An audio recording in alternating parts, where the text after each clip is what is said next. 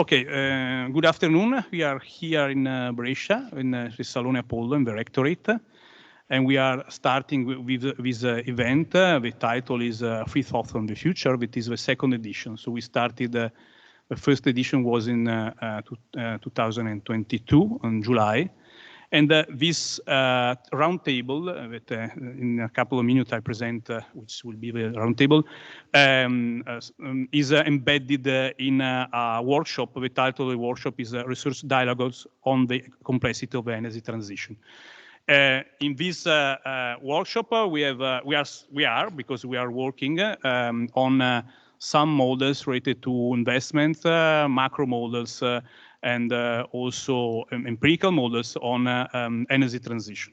So I have a pleasure here today to have here, and we will have different presenters interviewed. Enrico Calzavacca, here on my right, that is from AB Energy. After I will introduce better, and Verena Hagspiel from NTNU. And the 2 hours that we will be all together are organized in this manner. We will have some interviews, recorded interviews. We start with Michael Spence, with the Nobel Prize 2021, and we'll speak about his book that is last book that is written with Gordon Brown. The title is a perma-crisis. Perma-crisis is a crisis, so it's a combination of permanent crisis that is, and I will leave the floor to Mike to introduce the book. But the idea is to speak about macroeconomics problems, constraints supply, problem related to decoupling, problem related to inflation, and all the other elements that are today in the macroeconomic part, macroeconomic world. And I think they are also eating, which are all our research and all our future. So if we are speaking, if we would like to work on energy transition, we have this kind of constraints related that depends on a geopolitical point of view. Okay, now we start with this, that is a part of the interview of Mike Spence, that will be recorded also by Theme. Before this, I have to thank all the parts that, thanks to them, that we are here. So, University of Brescia, in which we are, in this very beautiful room, that is a Rectorate Salone Apollo, Fondazione Enrico Mattei, Italian Association of Environmental Resource Economists, and also European Association of Environmental Resource Economists. This event is part of a European Association supported event, and with the support of 𝒖𝒕𝒖𝒓𝒆 and AB Energy. So I thank all of them about this, all the persons that are here in presence. Okay, we can start with this interview. The question is, the topic of perma-crisis is book, and which is the main idea that is inside this book. Perma-crises are, you know, a kind of slight exaggeration of this increasingly frequent crises and shocks that we have. I was in Dubai last week, and one of the senior ministers there said, you know, I'm getting used to this, that we now have a crisis or a big shock about every 3 months. You know, it's the new normal. And there's an element of truth in that, and it's hard to kind of stay focused on the important underlying trends. The idea, I mean, I think the useful way to think about it is that we, for 3 or 4 decades, we lived in a world in which massive amounts of additional productive capacity were brought into the global economy, certainly in the tradable sector, as a result of the extraordinary growth of emerging economies. And that produced a kind of deflationary pressure. And, and during that period, really since the Volcker era, we've had relatively little issues with, you know, inflation. You know, we had a pandemic, everything shut down. A lot of the demand side, a lot of the supply side, big shock. And unlike the great financial crisis, we had, again, varying across geographies, rather large fiscal programs that were designed to prevent kind of permanent long-term damage to the balance sheets in the corporate and household sector. In the corporate sector, was to prevent, you know, businesses from disappearing. The household sector, it was to prevent the using up of their financial kind of cushion. And the way that worked is basically it didn't produce an immediate surge in consumption, not during the pandemic because you couldn't do it. Yeah. Only in sectors, you know, like e-commerce and whatnot. And the balance sheet damage, if you like, got transferred to the government side, to the sovereign debt side. And we do see big increases in sovereign debt. But as a result of those programs and just pent-up demand, we knew there was going to be a demand surge coming out of the pandemic. And that produced inflationary pressure. But those inflationary pressures have been much more persistent than anybody believed. The central banks, for the most part, the major ones, basically said these supply-side constraints are transitory. They're the result of, you know, kind of congestion and blockages associated with the pandemic. They'll go away, you know, if we just wait. The inflationary pressures are not, you know, persistent, and they waited. And that turned out to be not quite right. Some of those were transitory. China wasn't going to stay in zero COVID forever. Yeah. The semiconductor shortages were extreme coming out of the pandemic, or not completely, but largely settled. Ocean shipping costs got to somewhere between $10,000 and $12,000 per container crossing the Pacific, starting at $2,000. They're back down to $3,000. It's not where we started, but so it's not. So it's true. There were some transitory problems, and they have dissipated and become less severe. But then the main point of this is, but there were some underlying trends, you know, that are more secular in nature. So declining productivity, aging in over 75% of the global economy measured in terms of where the GDP is produced. Big changes in labor market behavior. We have older people are now retiring in a way they didn't after the great financial crisis because of the balance sheet damage that wasn't fixed then. So that's part of the aging process, but then the young people are staying away from employment and sectors where there's no flexibility, it's stressful, it's dangerous, the pay isn't adequate, and so on.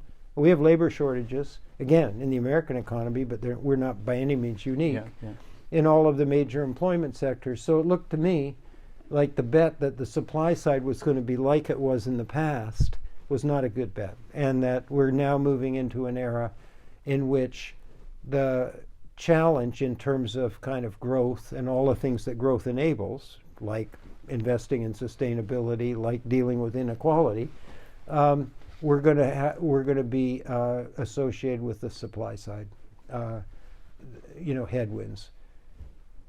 You can make this more, you know, a little more nuanced and whatnot, but that's the main idea, that we switched from a global economy that was mostly gated in terms of its growth by demand side.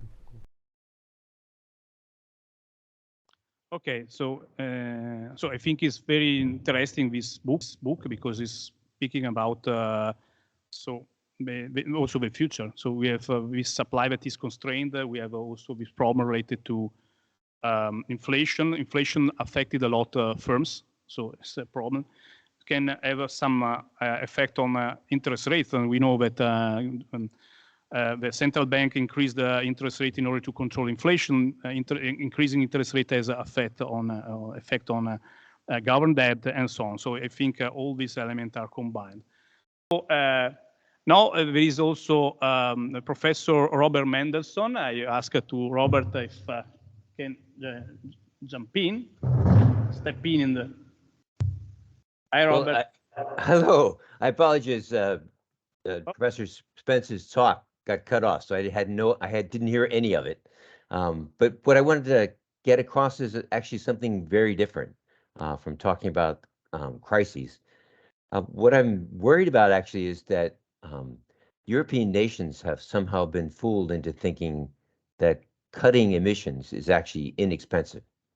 And the reason for that is there's been sort of three accidents or three phenomena that have occurred in Europe since World War II. One is that There's been oil and natural gas discovered in the North Sea, and so many countries were able to switch from coal to cheap natural gas. Second, the Russians sent vast amounts of natural gas from Russia to replace coal in Eastern Europe and Germany. So again, that was another way that emissions fell quickly. And the third thing is that Eastern Europe was transformed from being a Russian-led economy into being a competitive economy. And as a result, there were vast amounts of energy efficiencies to be gained in Eastern Europe. So all these three things led to dramatic reductions in carbon emissions in Europe, just as a byproduct of other events, not because anybody spent any money on carbon emissions reductions, but simply because of these other events. And it gave the impression that reducing emissions was going to be something that was relatively inexpensive. But today, you don't have those anymore. And if you want to go further, you want to cut your emissions further, you're going to have to spend vast amounts of money on this. And I think one of the things that it seems that Europe's running against or running up against is that people don't really want to spend that kind of money. That everybody would like to see climate change disappear, but if you ask them how deep a sacrifice they're willing to make, they're actually only willing to make a small sacrifice. And if you look at the ambitions of the climate change policies that Europe is currently entertaining, they're going to be very expensive. And I think one of the things you're realizing, or the governments are starting to realize, is the people can't afford this, or at least they do not want to spend this money. And so the governments are in this awkward position of trying to pursue expensive mitigation, but hide how much it costs. And one of the things I was fascinated by is looking at the EU credits for what the charges were for getting rid of a ton of CO2. They've dramatically increased from $10 in 2018 to $20 in 2020, and all of a sudden now in 2022 they were $90. In the beginning of this year they were $100. I don't think anybody knows that that's how much those prices have increased, because they track exactly how much oil prices have increased. And so everybody's thinking the reason why gasoline's gotten so expensive is simply because oil's gotten expensive. They don't know that there's actually an emission trading program hiding behind it that's also making gasoline expensive. And I think once people become aware of that, they're going to object to the fact that they're having to pay so much more for gasoline. And you're seeing the same kind of thing when Germany said, "Oh, let's cut natural gas heating in homes." Well, all of a sudden, it's becoming very clear to people just how much they would have to pay to do those things. And that you get the same thing happening in France with the Gilets jaunes rebellion. What you're seeing is, as soon as governments are starting to make programs expensive, most the public is objecting to having to do it. So what is this saying? It's saying that a rapid energy transition is going to be very expensive for Europe. And Europe is doing an experiment for the rest of the world just to see how expensive it is. And I think one of the things that's happening, one of the things you're beginning to see, is just how costly this is actually going to be. That the European growth rate is slowing down rapidly as they try to start to entertain these really high energy costs. And that what you're going to see is that people are not willing to pay for this. And if you get politicians coming up and saying, you don't have to pay for this, we could do this energy transition much more slowly, that's going to be something that the public is actually going to want to entertain. So I think one of the things that Europe is in the situation is they thought they were going to be the first in line to show that you could do all this thing very inexpensively, and everybody would then buy European expensive energy efficient technologies.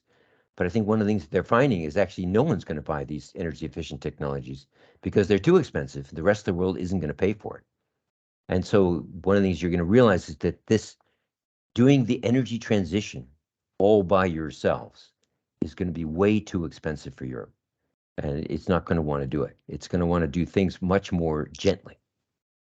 And one of the things that is true is that you have developed some technologies or some tools that would make energy transitions less expensive. This idea of leaning very heavily on the EU trading regime rather than doing regulations, is one way you can get this energy transition at a much lower cost.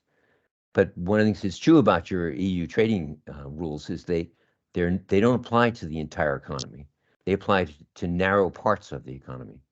And what you're starting to use is regulations to impose other changes on the parts of the economy that are still fossil fuel intensive. And those are going to be very expensive. And so one of the things if Europe wants to proceed and be a leader in this, the idea is they ought to back off these additional regulations and instead broaden the emissions trading regime so that it includes the entire economy.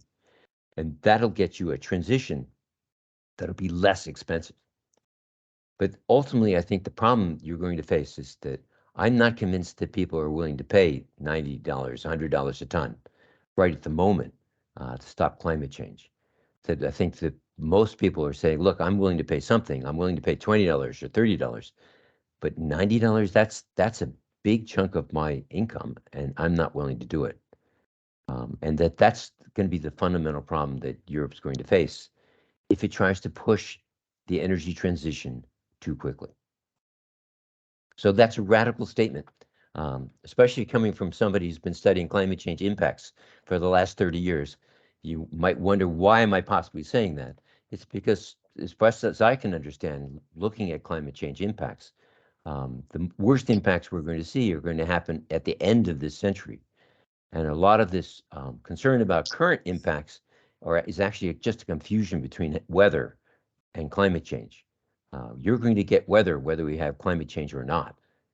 So that spending vast amounts of money on mitigation to get rid of weather is going to be very disappointing. You're still going to have weather. It's climate change you're after. And frankly, the climate Europe's got right now is probably better than the climate they had in 1900. There may be some parts of Southern Europe that isn't too pleased about having a warmer climate, but most of Northern Europe is much easier to live in now with a 1 degree warming than it was in 1900 when it was much colder, or in 1750 when it was even colder than that. That when the sea used to freeze regularly so that people go ice skating outside their harbors, that's a pretty cold environment. And the fact that that no longer is part of Europe is probably a benefit. And frankly, I would be very surprised if people would want to go back to that cold environment at all. That the current environment is probably a lot more hospitable than the ones they used to experience. So I think that people have been kind of misled into thinking that climate change has to be fixed and has to be fixed now. I think climate change is something that needs to be fixed slowly. And if you can do it slowly, you can do it much less expensively. And it will address the long-term problems of having climate change go on forever. And you'll get a better overall outcome. Okay, thank you. Thank you very much, Robert, from Yale University. Nice to introduce you. So, okay. Which is your, because I'm waiting also Alessio D'Amato, that should be online. Before I introduce Alessio, a quick question. Which is your expectation on the COP28? My expectation is that people are willing to slow down the expansion of fossil fuels, but they're not going to be willing to give them up. And you're going to see that although they may blame just the Middle Eastern countries for this, there's no taste in the globe at whole to do dramatic reductions in fossil fuel consumption. So I think what you'll see is they are delighted to do mild things, inexpensive things to try to reduce emissions, but they're not going to want to do a rapid transition. The rapid transition story is just too expensive. So they're not going to take any concrete steps to do rapid transition. But what I'm hoping they'll do is start to do steps you'd want to take if you were trying to hold emissions no more than 3 degrees warming. That they would start to do the things you need to do now to make sure that temperatures don't go above 3 degrees. And what that is talking about is a much more mild transition. It's a much slower transition to net zero. We're talking about getting to net zero closer to 2100 than 2050. And that's probably something the entire world can pay for. So I'm hoping they'll start to get us on that path, because I'm positive they're not going to go on the path to 2050 of clean transition to 2050. There's no way the world is going to agree to that. Okay, thank you very much. Thank you, Robert. Welcome. Time. You're welcome. Yeah. Now there is also Alessio D'Amato, that is from Tor Vergata and President of the Italian Association of Environmental Resource Economists. Now I give the floor to Alessio. Thanks, Sergio. I hope you can hear me. Yeah. Thanks to you for organizing this very top-level workshop and with already inspiring thoughts. And I would like to thank you and all the participants for this original and fresh look at the multi-dimensional nature of the energy and environmental and climate transition. So I am here representing the Italian Association, and so the first point of my very brief talk is thanking and showing the appreciation of the association for this initiative. But I also would like to spend a couple of minutes in trying to humbly provide additional food for thought for the discussion, which goes somehow in the same direction as the one suggested by Robert, in the sense that I think that there are at least two additional hurdles that I see. There are a lot, of course, but there are two that are particularly important, at least according to my own research. And the first one is related to the uncertainty that is embedded in what we are living now. Uncertainty related to political instability, related to pandemics, etc., that are expected to imply, for example, larger volatility for energy prices. And this is not expected to play a positive role for green innovation, at least according to a part of the literature. So my first point is related to the fact that the transition is expected to be expensive is not only bad because people are not willing, sometimes they show that they are not willing to pay for the transition, but also because the general instability also implies weaker incentives for firms to invest in eco-innovation. And this is the first point I would like to raise, also because I'm curious, let's say, about how firms face this kind of uncertainty, and if the actions taken by firms in one way or the other kind of mitigate the impact of this kind of uncertainty. And the second point, and then I'm done, is related to the role of consumers, which is again linked to what was suggested by Robert, in the sense that clearly the awareness of people of what mitigation implies and what it means to face climate change rather than weather, for example, is part of the more general problem of consumers' awareness of what it means when we talk about the green transition. And this is also important for innovation, in my view, because if people, to put it roughly, if people are not capable of understanding what is green innovation and what is greenwashing, then this will have implications for the incentives for firms to innovate from the demand side. And this is another aspect that I think is important to be addressed by research and by policymakers in the future. That's all I can offer. Thanks, Sergio, for inviting me, and again, congratulations for this the organization of this workshop, and thanks to all the participants. Thank you, Alessio. Thank you very much for your support. Now we move to Enrico Calzavacca, that is a CTIO of AB Energy. So the question is related, so after this introduction, is how is AB Energy strategically navigating the challenges of energy transition, considering high energy costs, the role of digitalization, AI, and the imperative for decarbonization of the industrial sector?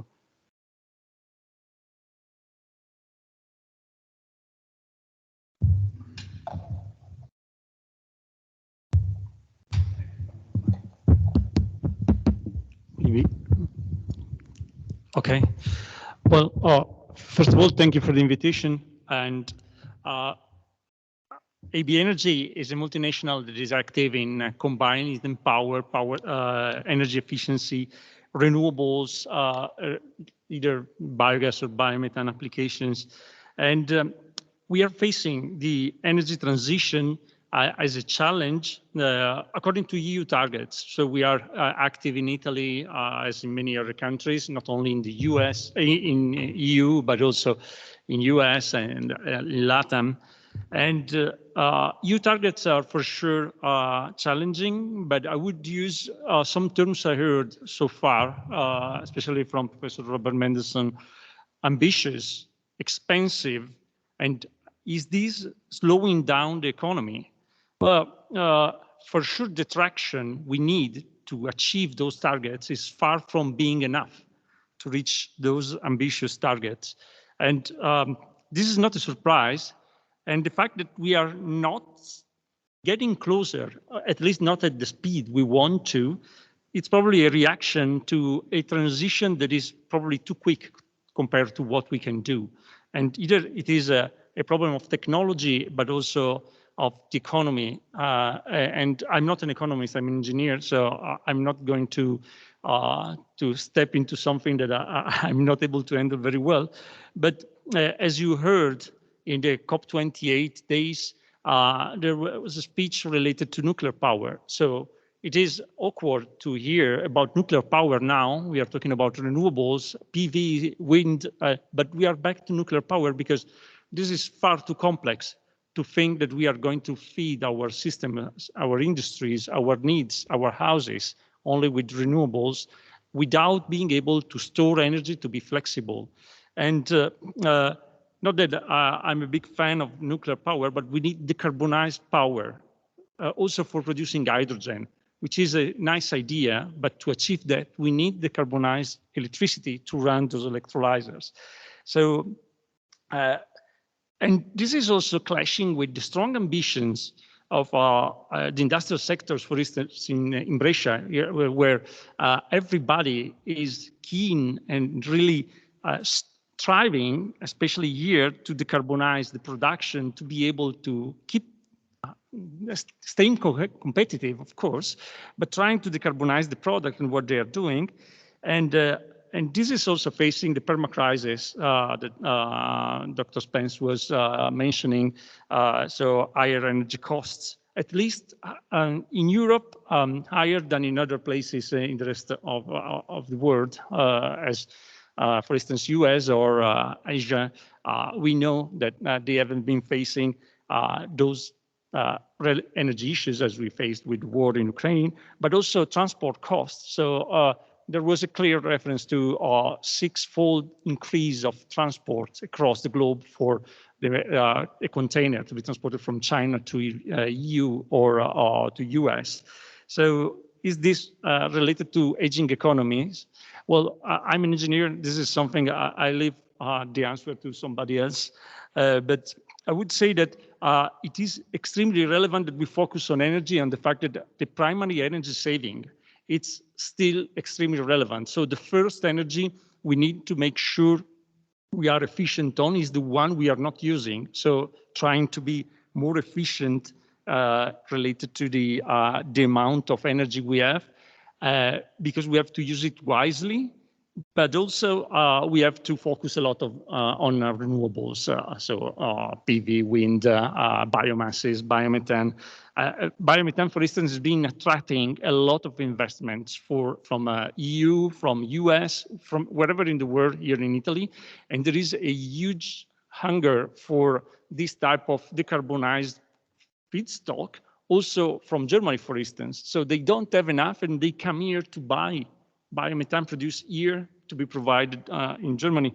And it is, again, awkward if you think that we have industries that are really trying ways to decarbonize, and local for local, we have local industries that are trying to procure biomethane, but also green hydrogen to be able to decarbonize their own production. And this is not just about feedstock, digitalization, artificial intelligence, all those technologies that are going to be enablers for the efficiency, for the capacity to maximize the use.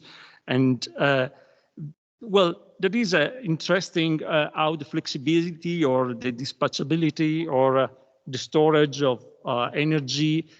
So all complex matters.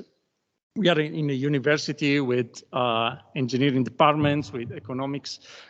So those are the type of knowledge and education we need to face such a challenging moment, such a evolving period of time for and challenging periods for our industry, but for everybody facing a climate change that we don't have to forget. So this year was the warmest year ever, according to recent studies. And I guess we all remember what happened during summertime with storms, with floodings. So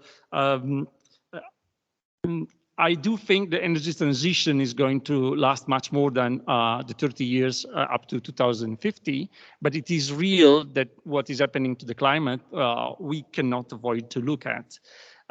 So in general, I would say that if we look at decarbonization, I don't see what I like to call the silver bullet. So is there a way to fix it? Is there a way to accelerate? Is there a way to try to reach those targets? Well,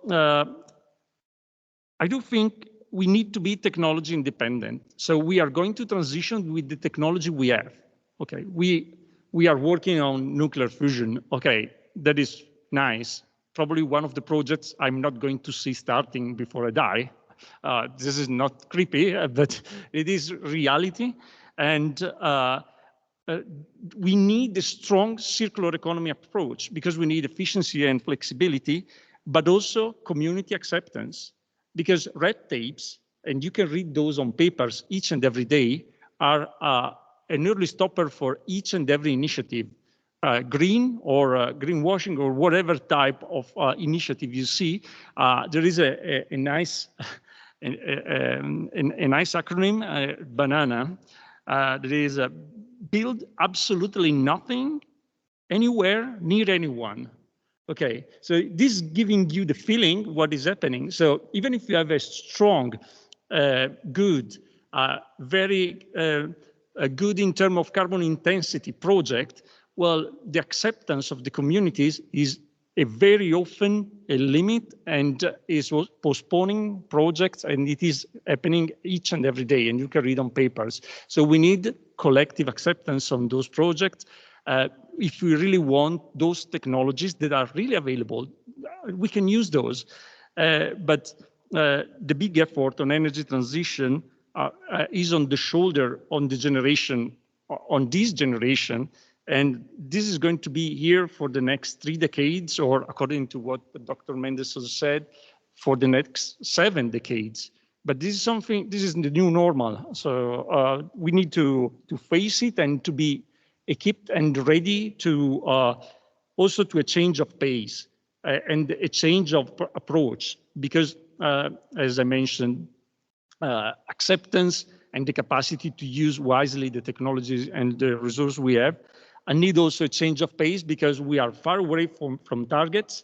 And I don't want to create anxiety on you, but the clock is ticking and the effects on climate change is huge. So if I can say something, I'm not in agreement with the previous speakers that we don't have time till 2100, which is so far, I cannot even say the number, but the reality is that we don't have 70 years for the transition. We have to do that much quicker.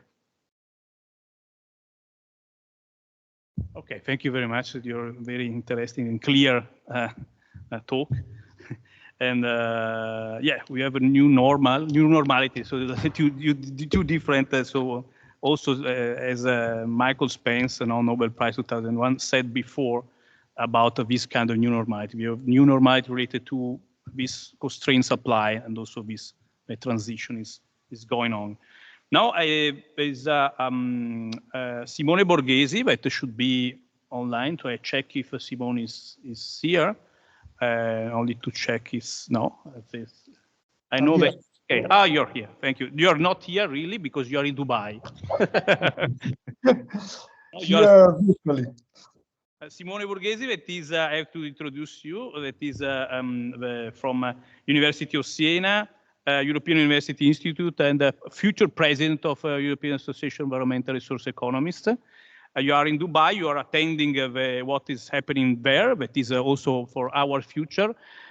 So one of the points is, according to my opinion, what is happening in COP28 is about problem related to coordination and coordination failure. No, because in that case we have different countries. The problem is actually to manage together to arrive to the same common problem, but the different needs, the needs are completely different. We have a different developed country, developing country, and so on. I know also that yesterday also we were in a event related to voluntary carbon markets and regulated market. And also I know that you are an expert on ETS, CBAM. So I give you the floor. Thank you very much. Well, thank you, Sergio, for organizing all this and for the kind words.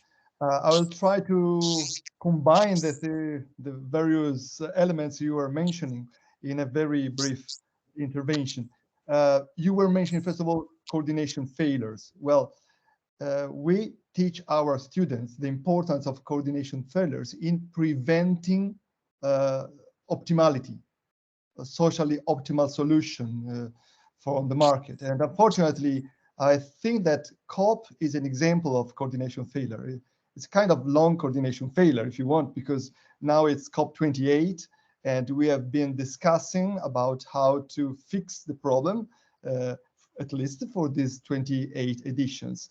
But it is something not unexpected, because as economic textbook teach us, individuals tends to maximize their own utility without taking into account the other's reaction. So this ends up not achieving the maximum social welfare. So what happens in microeconomic terms applies also to macro and also to global level. So global warming, it's an example of coordination failure. If you want an example of public good, or even better, public bad, in which no one wants to go first and make the first step, thinking that the others may pay the cost. But this has led us to the situation in which you are somehow stuck in this situation. This leads me to one of the other points you were mentioning, namely the European policy. I think the European policy is an attempt to get out of this situation in which we are. I know that the CBAM, how we call it, the Carbon Border Adjustment Mechanism, it's a risky move, but it's an attempt to move away from the equilibrium in which you are stuck. It's certainly a Pareto-dominated equilibrium in which we are stuck. So it's an attempt to convince the other to follow our example. Robert was saying it's a costly policy, but maybe Robert is right, but it's also extremely costly for Europe and also for other countries, in my opinion, to face the cost of climate change. If we think of just the last events we have experienced, floods, health issues, not to talk about the biodiversity loss that we are suffering and the economic value of biodiversity that we're not taking into account. In any case, CBAM is an attempt to create a, say, carbon club. But the point is how to convince the other, because you don't convince it easily. And you know, the risk is that this is felt as protectionism by the others, and they may retaliate, and they may also shift their exports not to Europe, from Europe to other countries, and so creating a sort of pollutants club rather than a climate club of virtuous countries. For this reason, this is my view, I think we should use part of the CBAM revenues to get more countries on board. And finally, you asked me about the voluntary carbon markets. We had an event on voluntary carbon markets and regulated carbon markets here in Dubai. And it was very successful, I would say, even very lively in the debate among the panelists. Basically, and shortly, the problem is this. Carbon markets have worked pretty well, at least in the last few years. They have reacted to the reforms that the European Commission implemented. Now, the point is, if we want to achieve climate neutrality by 2050, we need to keep reducing the cap, so the maximum emissions that are allowed. But this will probably lead to keep going to zero before some sectors manage to eliminate their emissions. So there will be the so-called hard-to-abate sectors remaining that will need to compensate their emissions.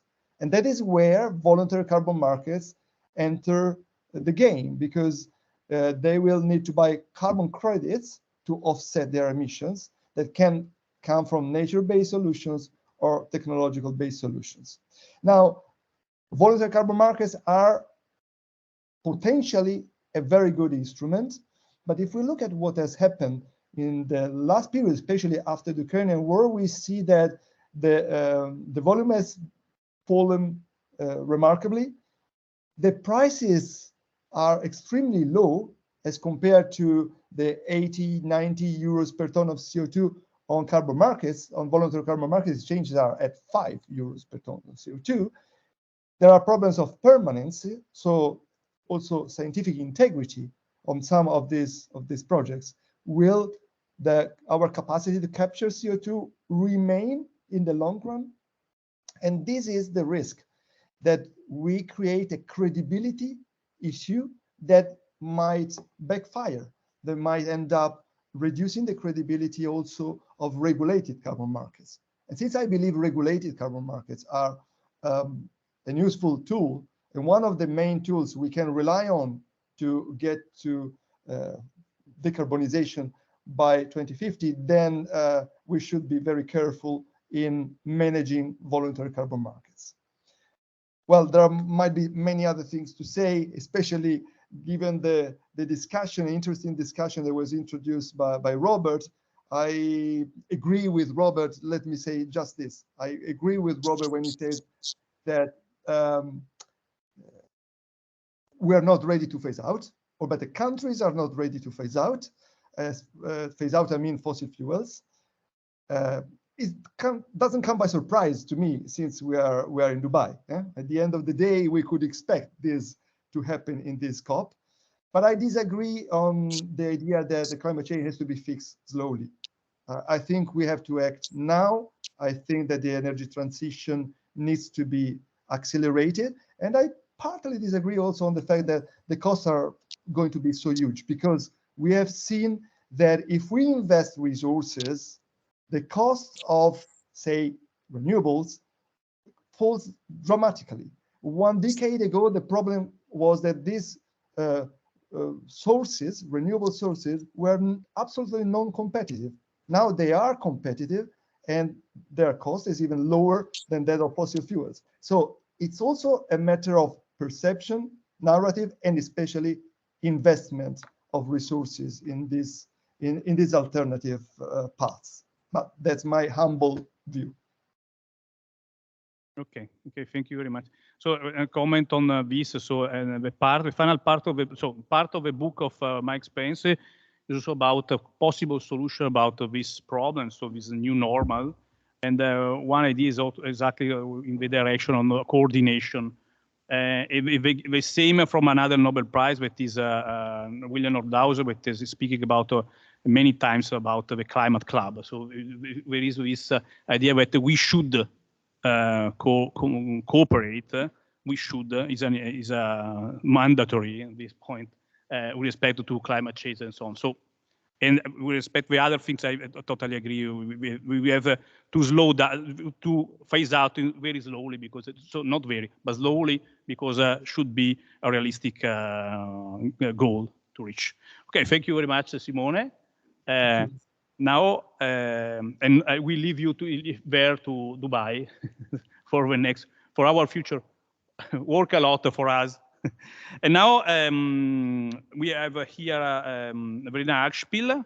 Thank you very much, Verena, from Norwegian University of Science and Technology, and she has also collaboration with the Norwegian Petroleum Directorate. In the meantime, I asked also to Giovanni Pedrini if you want to join us on the table. Thank you very much. Alessio D'Amato have spoken about uncertainty. No, I know that is one of your research topic, uncertainty. So I leave you the floor speaking about your point of view of this, your research, and also about, if you want, on this your collaboration. Thank you. Does it work? Yeah, it works. Yeah, perfect. So Alessio actually gave a good point for me to start. So indeed, my area is how can we choose the best or identify the best investment opportunities and strategies when we are dealing with uncertainty. And as I said earlier in my presentation this morning, is in order to reach net zero in 2050, it's expected that we need to invest an estimated $4.5 trillion as a humanity in renewable clean energy. While we still need to invest about $0.5 trillion in fossil fuels in order to secure demand. In 2022, we have invested $1.5 trillion. So 1.5 versus 4.5 yearly. So one very important question is, how do we make sure that those investments are paying off, giving all the uncertainties surrounding each individual project? And that's a topic I'm very interested in. If we are looking at energy and infrastructure investments, then we know that they are characterized by huge capital expenditures upfront, while the future revenues are uncertain and they are very difficult to predict. And nowadays, when we are assessing these investments, we have to deal with a lot of different uncertainties. We have commodity prices, we have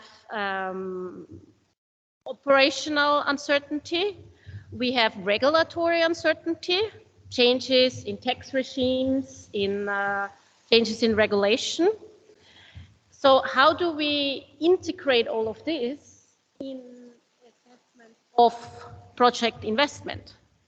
And when we are looking at what is used as a standard, so what are the techniques out there, the methods that are used, then they are usually spreadsheet-based. They are based on deterministic net present value models that allow for only a very limited representation of uncertainty. Usually, it's only a base case that you're looking at, and then maybe a low and a high case. Another issue with those is that they do not allow to propagate uncertainty from one discipline to the other. So engineers that have a much better assessment of the technical uncertainty, there is no understanding or tools that allows to communicate this to the financial analysts that are assessing projects. And we also don't have any tools that allow us to value flexibility in projects. So when we are looking at what I believe are very important challenges that we have to tackle when it comes to energy and infrastructure investments, it's that we need to integrate all these uncertainties in the project assessment. And we need to be able to identify the best investment opportunities and strategies, and we need to be able to quantify the value of flexibility in projects. And the current techniques that they do not allow to do this. And that can cost us, when we're looking at the numbers of how much investments we need, they can cost us the fact that we are not using the right approaches. It can cost us trillions of US dollars. So that's something that I'm very passionate on working on, also together with the industry. Lift the methods and the understanding to not just get an assessment of projects from a low base and high case, but actually being able in this fast landscape of uncertainties to model this, account for it in project assessment, and be able to answer questions like, okay, how likely is it that I have a project that has a positive MPV? That is quite far away from saying what is the MPV of my project in a base low or high case.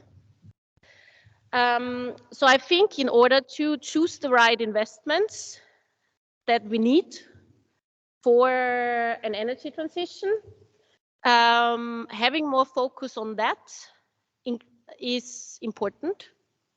And I think that's something where a lot of us here can actually contribute with insight. Another point is that when we are looking, so one type of this uncertainty or risk that companies are exposed to, partly maybe due to, or partly to as a side effect maybe of the energy transition and all the regulations in terms of targets, etc., is policy uncertainty. It's actually, I have been part in Norway, the government sets expert committees to answer questions or reevaluate regulations. And I was part of an expert committee where we had to identify on how can you lead more capital into investment into the green sector. And this was quite a mix of people in that committee, and it was quite difficult to agree on many topics, I would say. But what everyone could agree on, and what every single company or industrial sector that we invited to give input has mentioned, is that there's the risk of, from the regulatory side, that the regulators are not sticking to the targets, for example. That's one of the biggest risks they are facing. So this is just further, in a way, delaying investments going into the green industries, because the companies do not know how determined the regulators actually are. Yeah. Okay, thank you.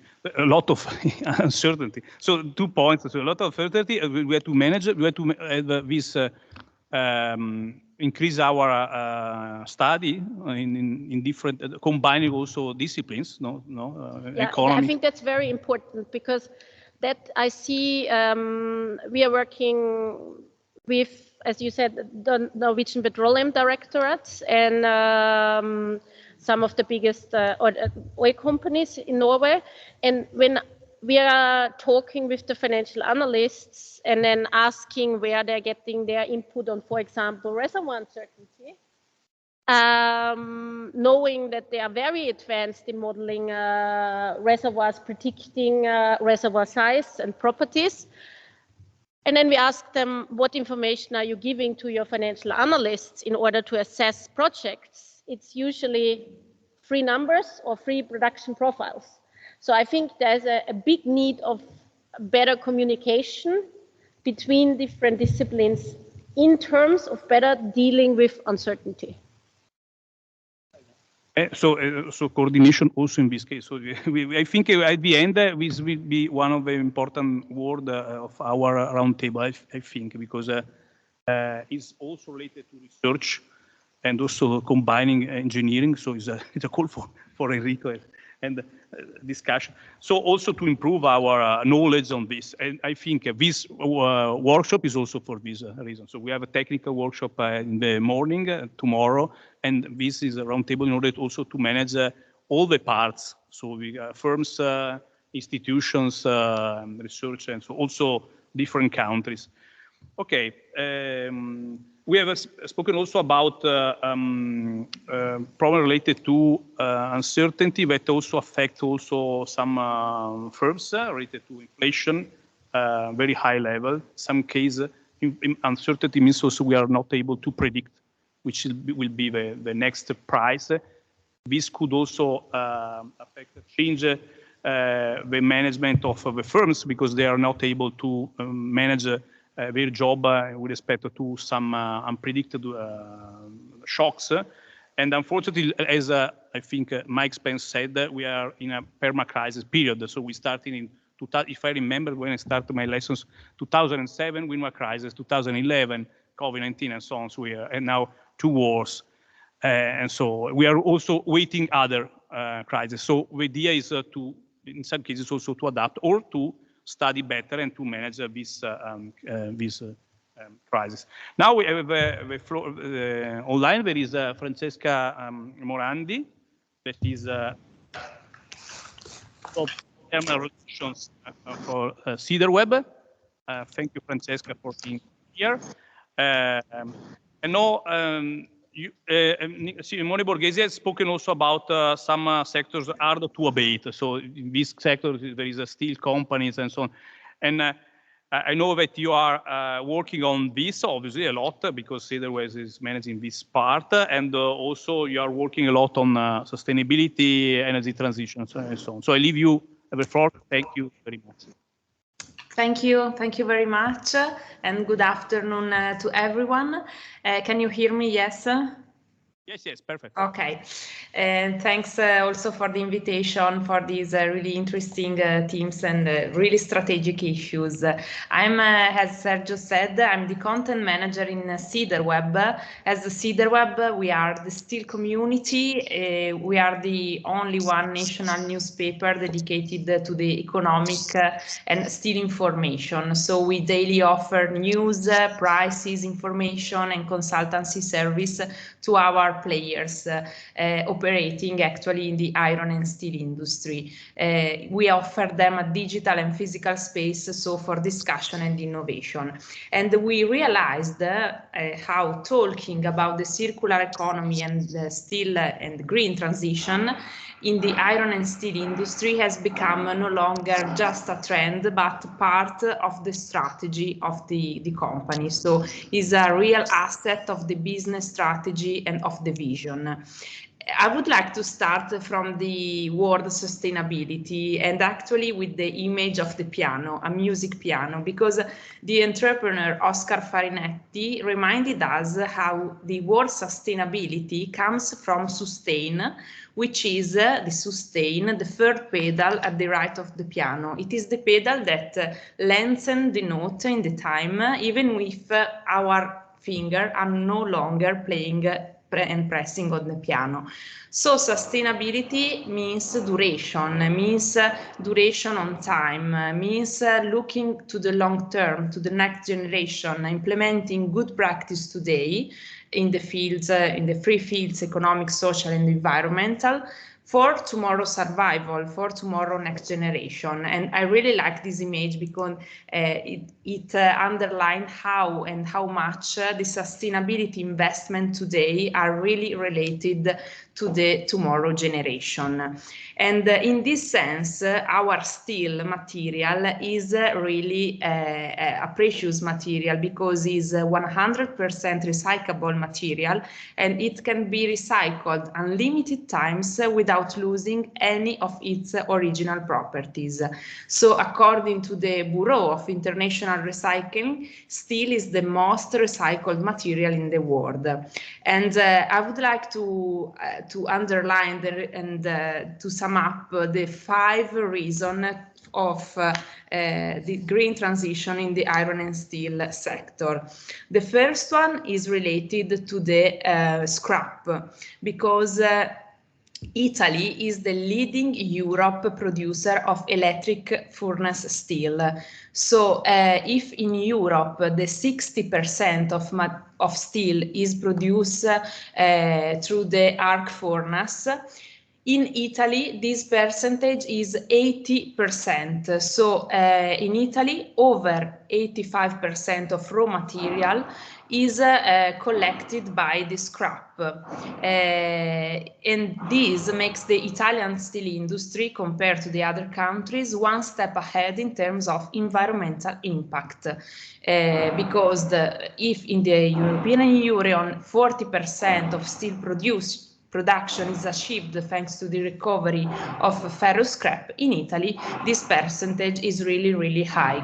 And I would like to underline that the trend in all over the world is to follow this type of production, so the collecting scrap material, and to also decrease the production of CO2. The second theme of our industry is the energy, because the second key element for the steel supply chain in terms of efficiency and reduction of consumption is energy. The steel industry is responsible for around 7 or 9% of total direct emission from fossil fuels globally. So according to the World Steel Association, the decarbonization is obviously a really important goal for our industry. In this sense, hydrogen issue and hydrogen trend is not the only one, because other possibility and other solution exist for our steel industry and are related, for example, to the sequestering of carbon dioxide produced by the combustion of natural gas, or the biotechnological way. So lot of solutions that companies can follow in order to reduce the CO2 total production. In this sense, we are also pushing from our really European normative, such as the CBAM, the Carbon Border Adjustment Mechanism, and other important regulation. The third one is the waste. So, for example, slag from steel mills, production waste usually destined to the landfill, are transformed into materials to be high performance, for example, asphalt. So a lot of projects, for example, in Brescia, we have a really important project named High Recovery, is between Ori-Martin, Tenova, and Turboden, and 𝑭𝒐𝒆. So is a really important technology through which the HET produce, because an enormous amount of HET is lost in the production of steel, and high recovery conveys that heat into a system that is then transformed into energy, able to become the thermal energy in the house. So a really important project where a lot of different companies and technology transform a waste in the new technology. So it's also an important model of synergy in our city. And I would like to also underline 2 aspects really, really important. The first one is related to the communication part, because I think that be sustainable, so look at the next generation, as I said at the beginning, and look at the future, means first of all to be able to have a good communication, because sometimes companies are able to make a transition into the green part, but are not able to best communicate this. So I think that the communication in this sense to external stakeholder has a big potential. When I talk about communication, I mean regulated, clear and measurable communication. I mean a form of narration able to telling how beautiful and sustainability can be our companies in our supply chain. There is an economist, Luigino Bruni, which even speaks about narrative capital, because he said that companies has not just finance capital or human capital, but also the narrative capital. So the importance to have a good communication externally and internally. And in this sense, I think that our chain, the iron and steel chain, in the recent times has suffered a lot, because let's think about the news events that have affected the Italian steel industry in recent years, like the ex-Ilva establishment or other facts that at the external stakeholders means that our industry is not able to make innovation or not sustainable, but is not true. And is really important for our industries to underline, even with new brands. In recent year, I would like to underline two examples. Calibria and 𝑭𝒓𝒆 are two brands through which two companies underline the investment in the steel transition. So it's a new way to produce steel, really green, and it underlines and rewrites a new narrative, a new story, bringing out the beautiful and sustainable things in the supply chain. And the last thing I would like to underline is that actually in Italy there are a lot of small and medium enterprise, and in the small and medium enterprise the ESG goals, the most of attention is on letter S, so is on social. So the attention to human capital, to welfare initiative, competencies and education. Sustainability is also the attention to the people, to the skills, because let's think also to the new jobs that the green transition will lead also to our company. So the circular economy will modify the job market and worker skills in the years to come, corroborating digital knowledge and integrated new skills. So it's really, really important that companies continue to invest to education, to academy, in order to integrate new skills and to help people to continue on investing on free and to digital transition. It is the real reason that's why CIDERWeb last year in 2022 becomes Benefit Society. So we, at the end of 2022, with the formal modification of our statute, CIDERWeb has become CIDERWeb Benefit Company. Benefit companies are companies which, through their economic activities, propose not only to generate profit, but also to have a positive impact on the environment, on people, on society, operating in a sustainable and transparent way. So, with this type of modification of our statute, we become a different company, but it is really important for us to perceive a new goal, to monitor this result, and actually to demonstrate with a transparent, clear communication also to our stakeholder external that we are really investing and believing in sustainability, because it's the way to looking at the future, to give all to our players a good signal to be sustainable. Thank you very much. Francesca, thank you very much.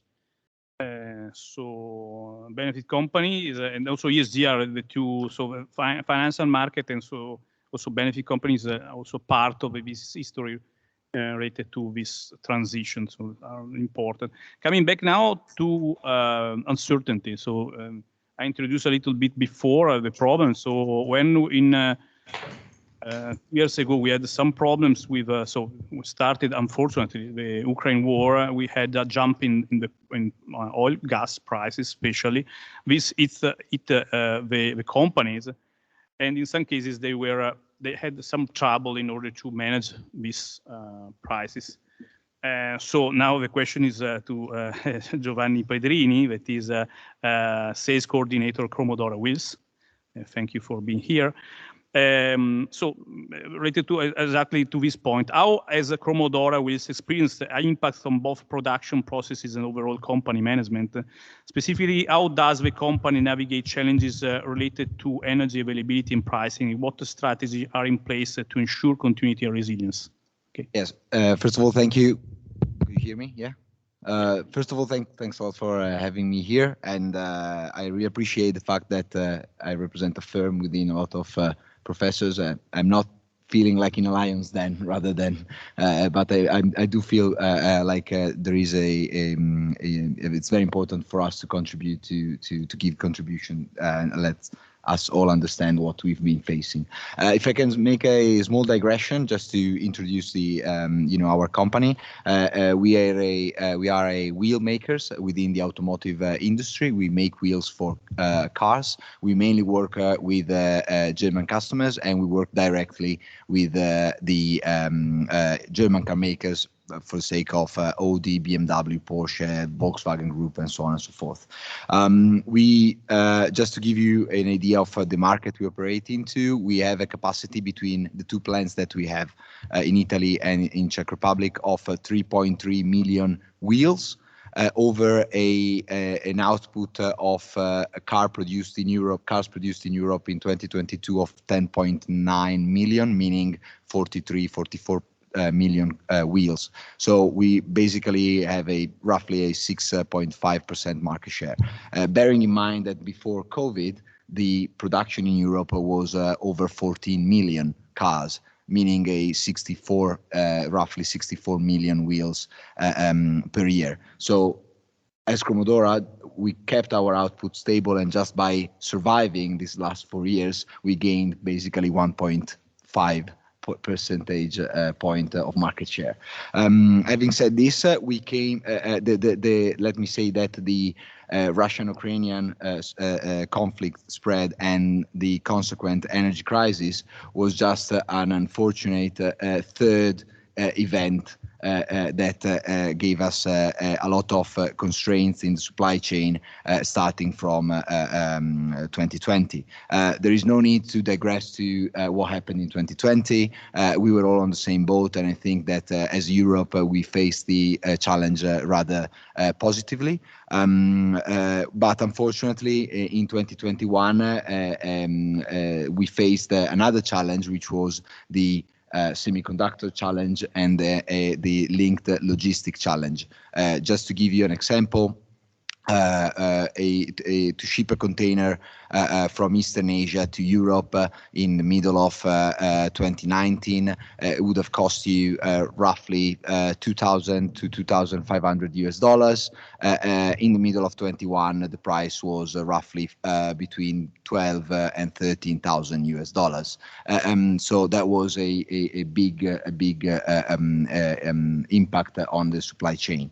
Having said this, after 2 years of difficulties, we started 2022 with a very positive attitude, despite some signals already at the end of 21, where the energy prices were started to increase. As a matter of fact, we did face an availability problem in our plant in Czech Republic, as our supplier went busted at the end of 2021. So we had to go onto the spot market, and that was the first step towards how to face that the energy crisis. Then, starting from March 2022, of course, we also we stopped having problems in terms of availability, but we started having problems in terms of cost. Of course, it was very difficult for Cromodora's team to pass on this message to our customers, because as you can imagine, after 2 years of permanent crisis within the supply chain, facing a third consecutive year of crisis on the supply chain was a message that they really were not willing to listen. But as a matter of fact, we had to put together our strengths and demonstrate to our customer base that we were facing a problem that eventually turned out to be worse than what was actually the problem we faced in during COVID-19.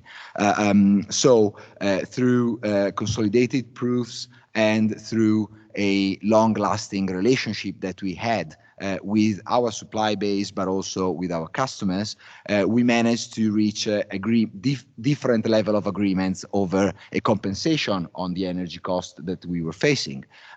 With some customers, we actually found a adjustment mechanism that we could adjust on a quarterly basis in a retroactive way.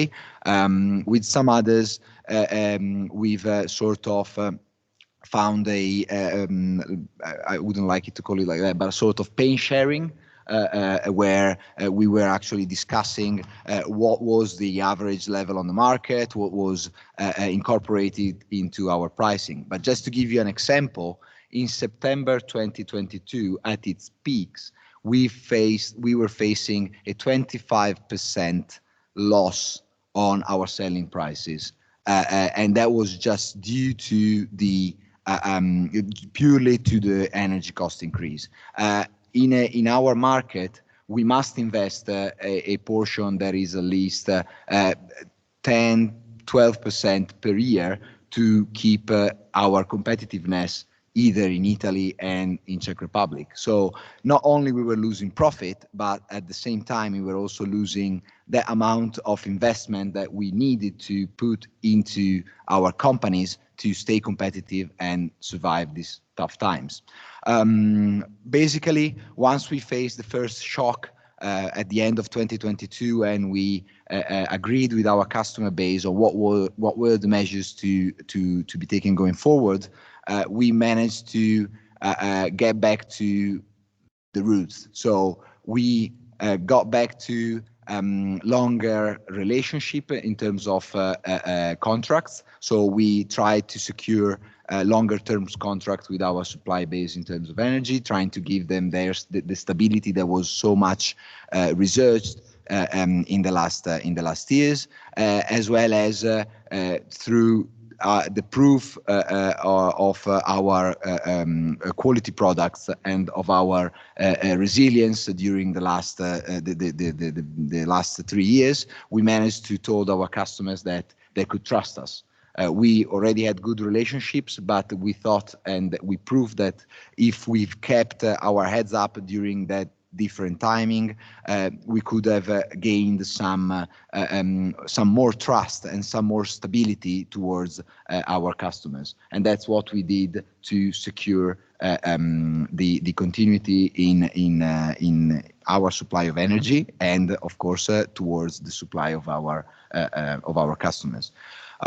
We believe that going forward, we would still face some issues, of course, and some challenges. The European market for cars still is not at the pre-COVID levels, so we are far away from that 14.1 million cars produced in Europe per year of 2019. We will be looking at being around 11 million probably this year, probably 11.5 million, which is going to be the best year after COVID. But the real issue would be to use the typical resilience and flexibility of the manufacturers company that works into this market to gain the future trust of the car makers. As a matter of fact, the car makers are going towards a very turbulent time. in terms of challenges. Surely, after the next round of European elections, we will know better if the plans would still be there for 2030, 2035, and then 2050. Our main goal now is just to secure that we're going to be there and that we're going to support our customers going forward.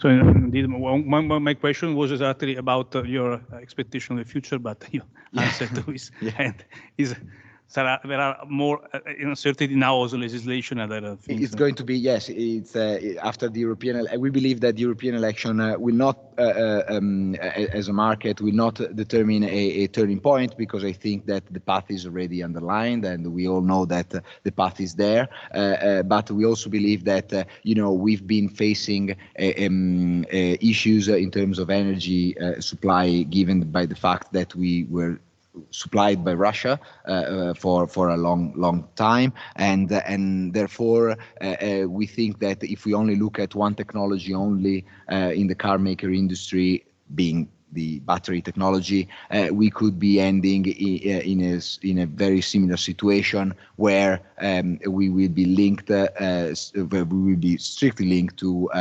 one major country only. So we believe that there may be some other roads, sorry, for instance, hydrogen, that could also have a good impact from a CO2 point of view. Okay, hydrogen is a new point. Okay, thank you. Thank you very much. Now, we have now another, so we started with a Nobel Prize of 2001. Now we have a an interview, part of interview of a Nobel Prize of 2021 on labor market. This was a recorded interview, which will be published in the future, the total interview. The topic is related to, so transition is not only energy transition, so we speak in general about the twin transition. No? So we have a transition related to green, so we have spoken so far. Now I open another topic, but it's not another, so it's strictly related. Also, this morning we have attended to some presentation related to, for example, energy communities and smart, the word is smart. So it's digitalization. So I have asked to David Card, that is Nobel Prize 2021, about digitalization. No, David Card has won the Nobel Prize, especially on labor market. So his answer is related to labor market, more working with this effect. The point is, we see at the end, but it's related also with respect to the inequality. But I leave you the floor. I leave you the floor to Card. I mean, I think there are some sectors where it will be fairly important. So I do some consulting in the tech sector. And in the tech sector, it's a pretty important phenomenon. I like to give the example that everybody wants to get a job in Switzerland and work from home and live in Sicily. Yeah. So, you've got a lot better food and it's a lot lower cost of living, and the weather's just 10 times better. So unless you really love skiing, why would you want to stay there? Yeah. So it could be very good for certain kinds of places, and we see a little bit of evidence in that in the United States. Workers, especially these very highly skilled workers that have opportunities in a lot of places, are able to work from home much of the time and just come to the office once every couple of weeks or something. For the ordinary worker, I don't think it's such a big deal. I mean, if you work in an office, you might be able to stay at home 2 days a week or have a little bit more flexibility in terms of when you get to work. And again, that would be very helpful for, especially for instance, women with children or families with children, if men are taking care of doing some of the work as well. And it's very helpful for lowering commuting costs, so people don't have to all get to work at exactly the same time. And also, the amount of air travel that you have to do if you're a salesperson, that kind of thing. So I think it is creating us some opportunities, but in sectors like hospitality, hotels and restaurants, and the big service type sectors, which are pretty important in a lot of a lot of tourist oriented places, like many cities in Italy and many places in the United States. It doesn't really help very much because they have to be there and present. So it's probably going to magnify inequality again. Okay. So the poor guy who's stuck working in a restaurant is still have to come to work every day at exactly the same time, same hours. The person who's doing a hedge fund management can live in Sicily. Yeah. So okay. So it's impact also depends also on equality. So yes. There is a and my question is also related to if there is also impact on productivity in some cases. It depends, I think, on. Yeah, I think that there's a big debate about that. Yeah. Actually, in the tech sector itself, many employers are concerned that if you don't have everybody at the office and interacting face to face, quite often, that you lose some of the opportunities which might lead to unexpected insights into how to do something different. So meetings and casual conversations and so on, which might be pretty important in helping to solve problems and give rise to things that turn out to be quite important for productivity. So a lot of employers are worried about that. On the other hand, it's been very hard to prove that. So there are a few papers using data from a couple of big companies that have been published. And internally at a lot of companies, there's research on like, do things work better or not as well if everybody's at work, 4 days a week? And I think that's still being determined. Yeah. But it seems like employees really value the flexibility of having some days at home. At least, those that can do that, higher skilled workers who work mainly with computers and knowledge-based jobs. Okay, so there's 2 points according to my opinion. So one is related to inequalities, and the other is productivity. So I try to combine the initial talk of Mike Spence and this one. So both are related in some sense, in some one part related to productivity. Spence said that the constraint on supply can also show that the productivity is going down.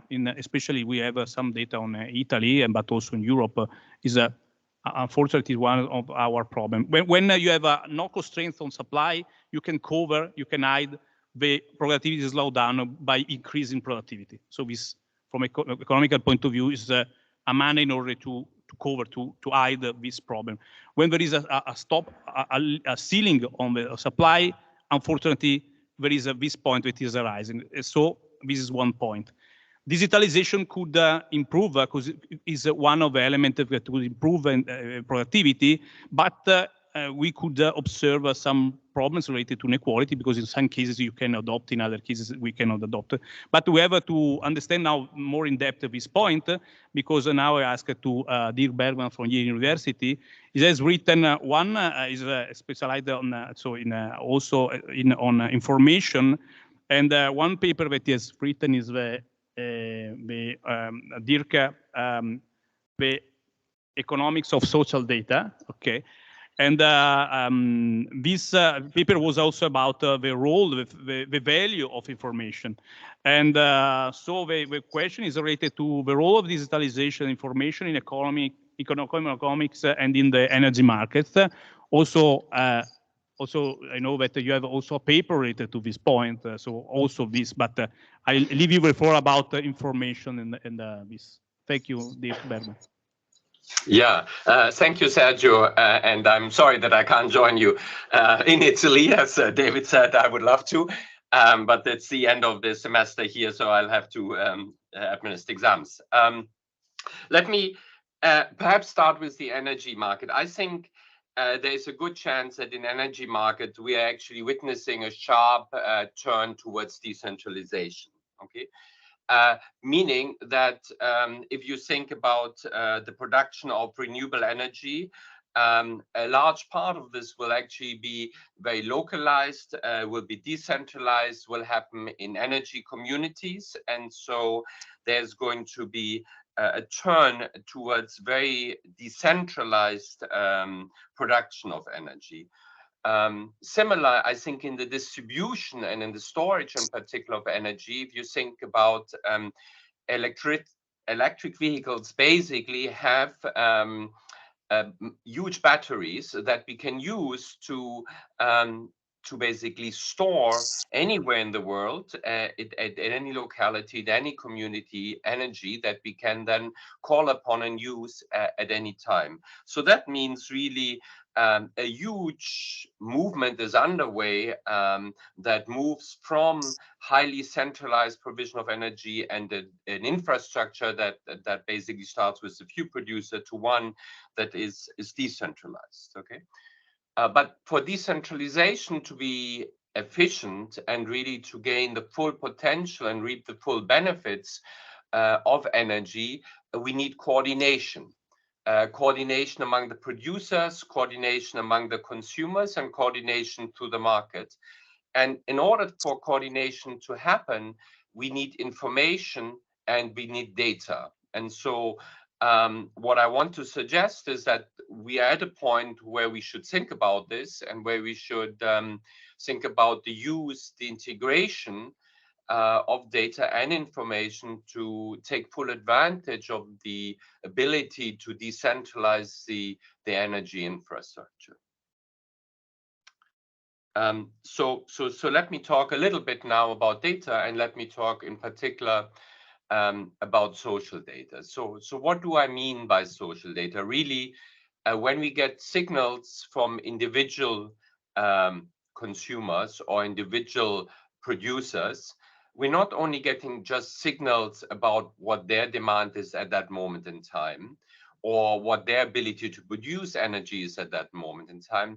We really gain information about consumers or producers who are like them. So that really means that by collecting information, by aggregating information across many individuals, we gain insights into not just the demand of the individuals, but also what is the demand on the network? What is the demand likely of people who are like them? And so in order to be able to fully take advantage of absolute advantage, of comparative advantage, to do risk distribution, risk decentralization, we want to make use of this data and information, and we want to collect it. Okay, so I think when we talk about decentralization, we should also talk about what benefits the ability for us to coordinate this decentralization, and what's the information that we need in order to fully reap the benefits of the decentralization. Okay.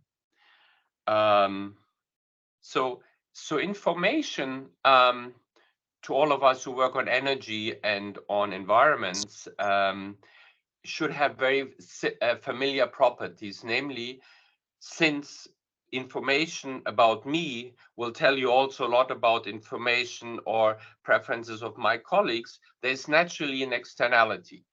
There's an informational externality that's really critical.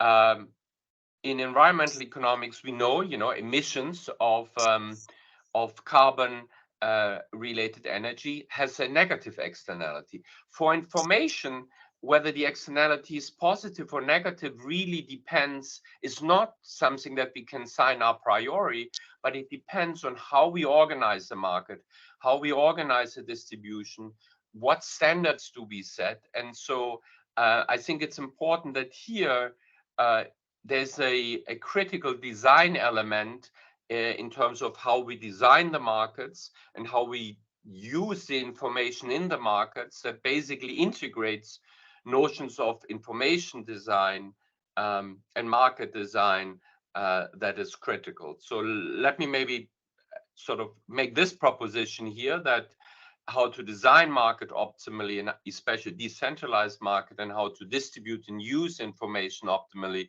really goes hand in hand. And I think there's enormous potential, but of course there are also risks in terms of privacy, in terms of leakage of data, that we need to have, that we need to be aware of, that we need to think about, and that we need to address. Yeah, there are a lot of. So this is related to what we have said so far. So we are speaking about again a coordination at all the levels, and this decentralization is related to a manner to move with the new so the transition. So digitalization can help us in order to introduce new technologies, in order also to collect data, but also to exchange data, especially also in the energy sector. No, when in Italy we have this energy community, we have this aggregator that can manage different prosumers in order to exchange energy. And in this case, we have a problem related to privacy, and because in some cases we are not able, we don't know, we don't think that also information that in this case is also as also embedded value, like in more other cases. And so information has value that we have to manage by designing the right manner also the market. No, as this you suggest. Okay. And okay. Please. Mm-hmm. Thank you very much, Dirk. Thank you for your talk, your interview. Now I link this your what you have said to another point. So in some cases we have also data related to managing also companies in which companies are collecting data. In this case, for example, if we have to do a sustainable report, we need data. In some cases, we think we have to collect data in order to create an integrated report, integrated balance sheet. This is related to sustainability in some firms must have this kind of report.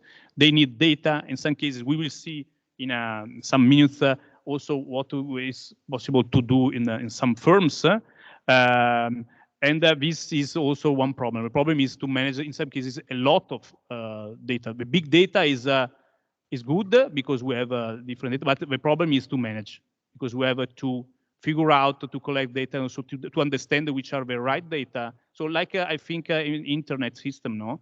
Before we had only one signal for information. Now we have a huge amount of information. Also we have to understand which is the right information to use. Now, thank you.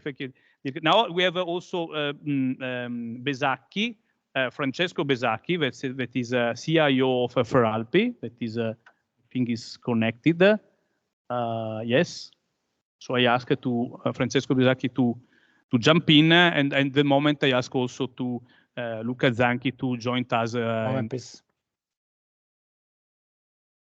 Francesco? Yes. Okay, we are not able to. We are able to listen to you, but not able to see you. Do you see me? Do you hear me? No, you are able to hear you, but not to. See. Okay, perfect. You are here. Okay. I know you have a presentation. So the question I introduce you. So from 𝒓𝒆 Group, and that is you are a CIO. As a major player in European steel industry, how is 𝒓𝒆 Group leveraging digitalization to enhance its operations, especially in the context of steel production for the construction industry? Additionally, could you elaborate on the company's approach to reporting, particularly in addressing sustainability and environmental consideration across its portfolio? Okay, I leave you the floor, Francesco. Thank you very much. Thank you. Good afternoon, ladies and gentlemen. My name is Francesco Besacchi, and I'm representing, as introduced before, the 𝒓𝒆 Group, where I'm the Chief Information Officer. I'd like to say a few words about our digital integration system, where we are in the process to introducing for the ESG reporting. First, I should say something about our company.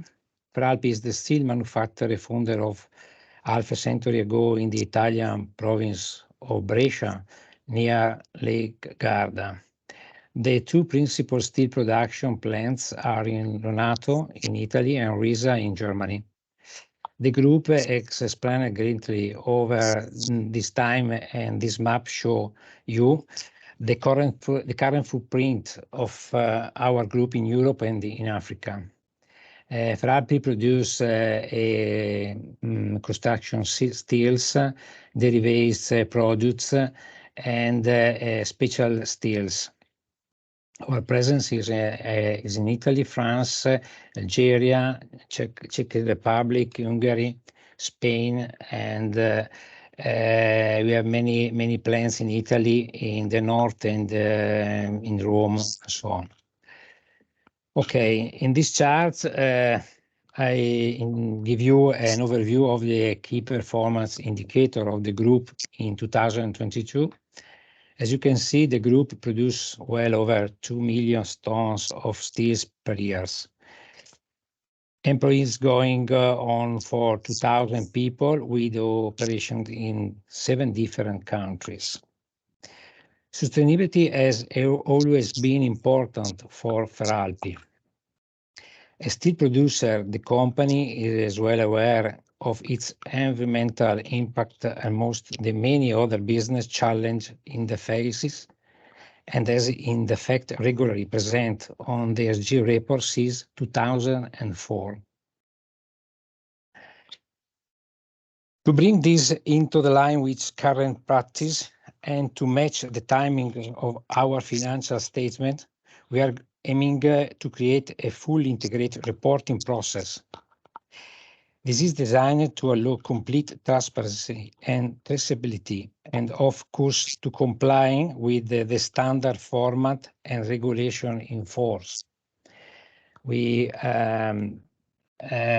want to have a system compliance to European taxonomy, European Dirty Sustainability Reporting, and new standard ESRS and 𝒖𝒓𝒆. Since the spring of this year, we have been working on the project with our people across various departments, principally in Italy and Germany. The company finance department has also been strongly involved, which is in a significant new department in ESG. This is a news for us because in the past, the finance was not involved in the ESG reporting and so on. But for this project, we involve the ESG department, the IT department, the transaction unit, ecological and energy, the health safety department, and the finance. We involve many people. We have many meetings and so on to prepare this project. So the current system has evolved over the last 2 decades and still relies on the much manual data collection from different sources and imported literally by hand. Clearly, this is open to human error and delays in production the final results. It's our intention to update and streamline the whole process. Actually, we have a system, but this is the own system. Is filled, all information are filled by manually, and many information are not managed by the information system, but collect fraud, spreadsheet, various documentation, and so on. A total of 52 requirements were identified to create a matrix for selection of a new digital ESG platform. On top of 20 mandatory legal requirements, a future 26 added by the company, as well another 6 for the technical purpose. To create the matrix, we collect in total 46 functional requirements This is mandatory to have a final matrix. By market leading suppliers were identified to support the integration of financial and non-financial reporting. We have a demo section where verify the solution and offer meet the functionality business requirement of 𝒓𝒆. We compare the solution with the digital system in 𝒓𝒆 runs today, the technical support that the supplier gives us, guarantee and quality of service, experience in the other medium or large context. Cloud system is very important that the solution runs in cloud and not on-premise. Worldwide presence, the training, state-of-the-art of information system, constant updating, and market leader. For us, it's very important this. Without entering into specific detail, this chart shows how they reacted the result of our analysis and made our final selection, in which platform B clearly emerged as the preferred supplier. We wait the request and we create a various matrix to check the functionality and technical functionality, and this is the final result. I'm presenting this chart to simplify, to illustrate the complexity of the architecture required for ESG financial reporting. This is what we are in the process of implementing today.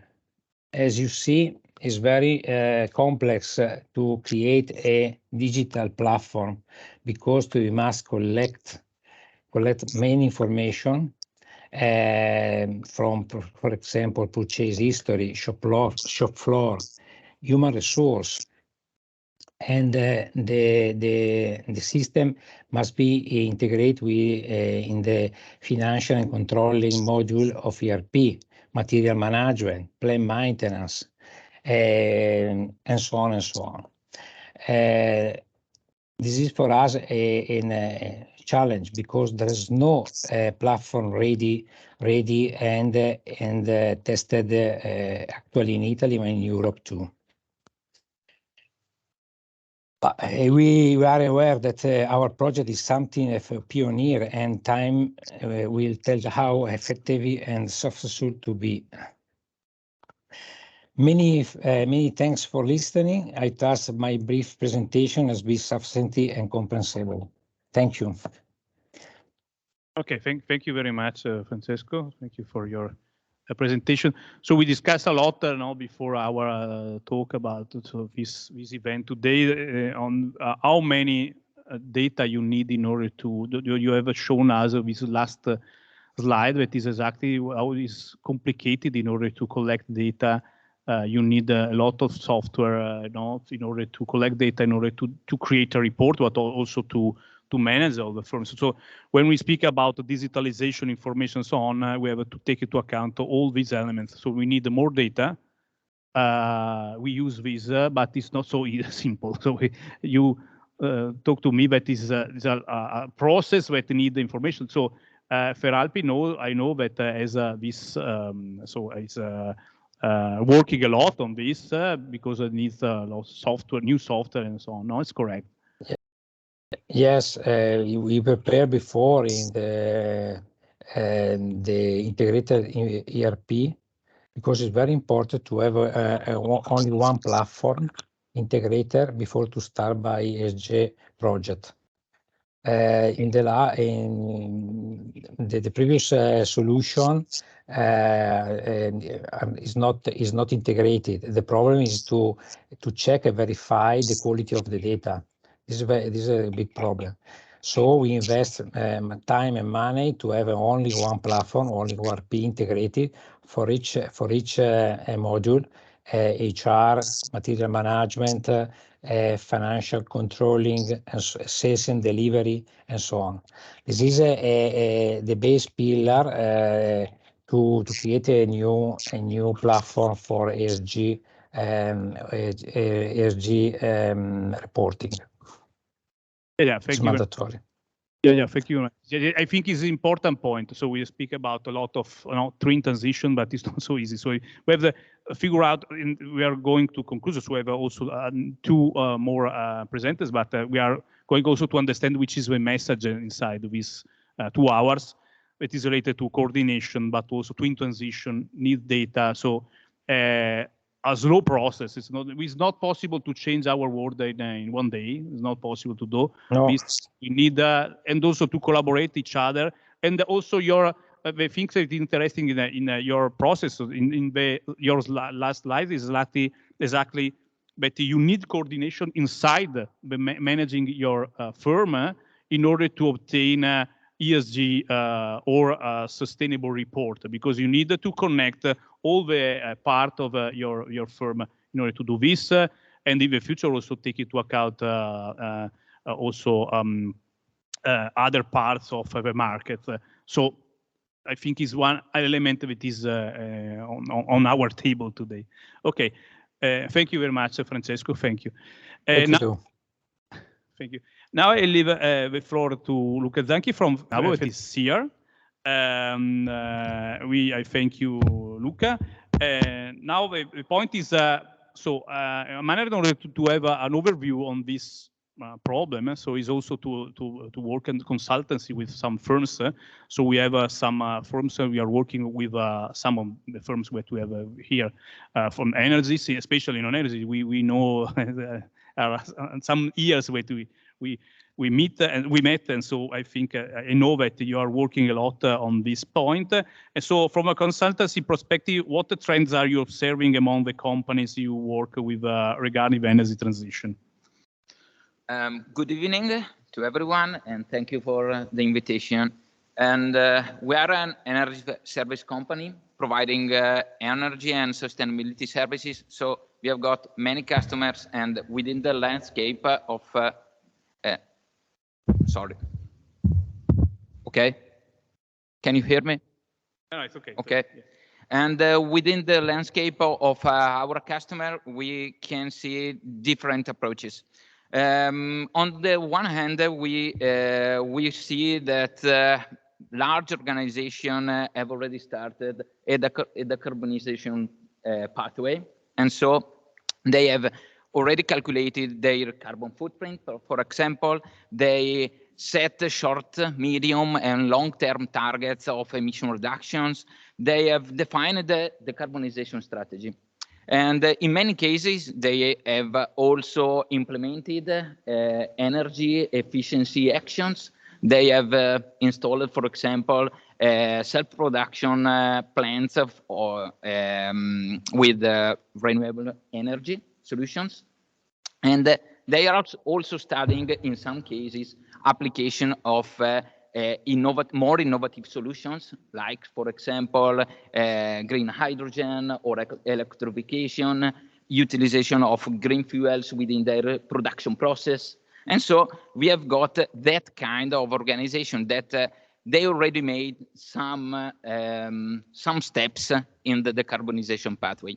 But we've got also customers that are smaller, and so medium and small enterprises, for example, that find it more difficult to invest in the energy transition, in energy technologies to achieve decarbonization targets, because they have to face and to solve day-to-day problems, for example, linked to productivity, to the production, to lack of availability of time, of resources, and they don't see energy transition as a priority, or even worse, as an opportunity.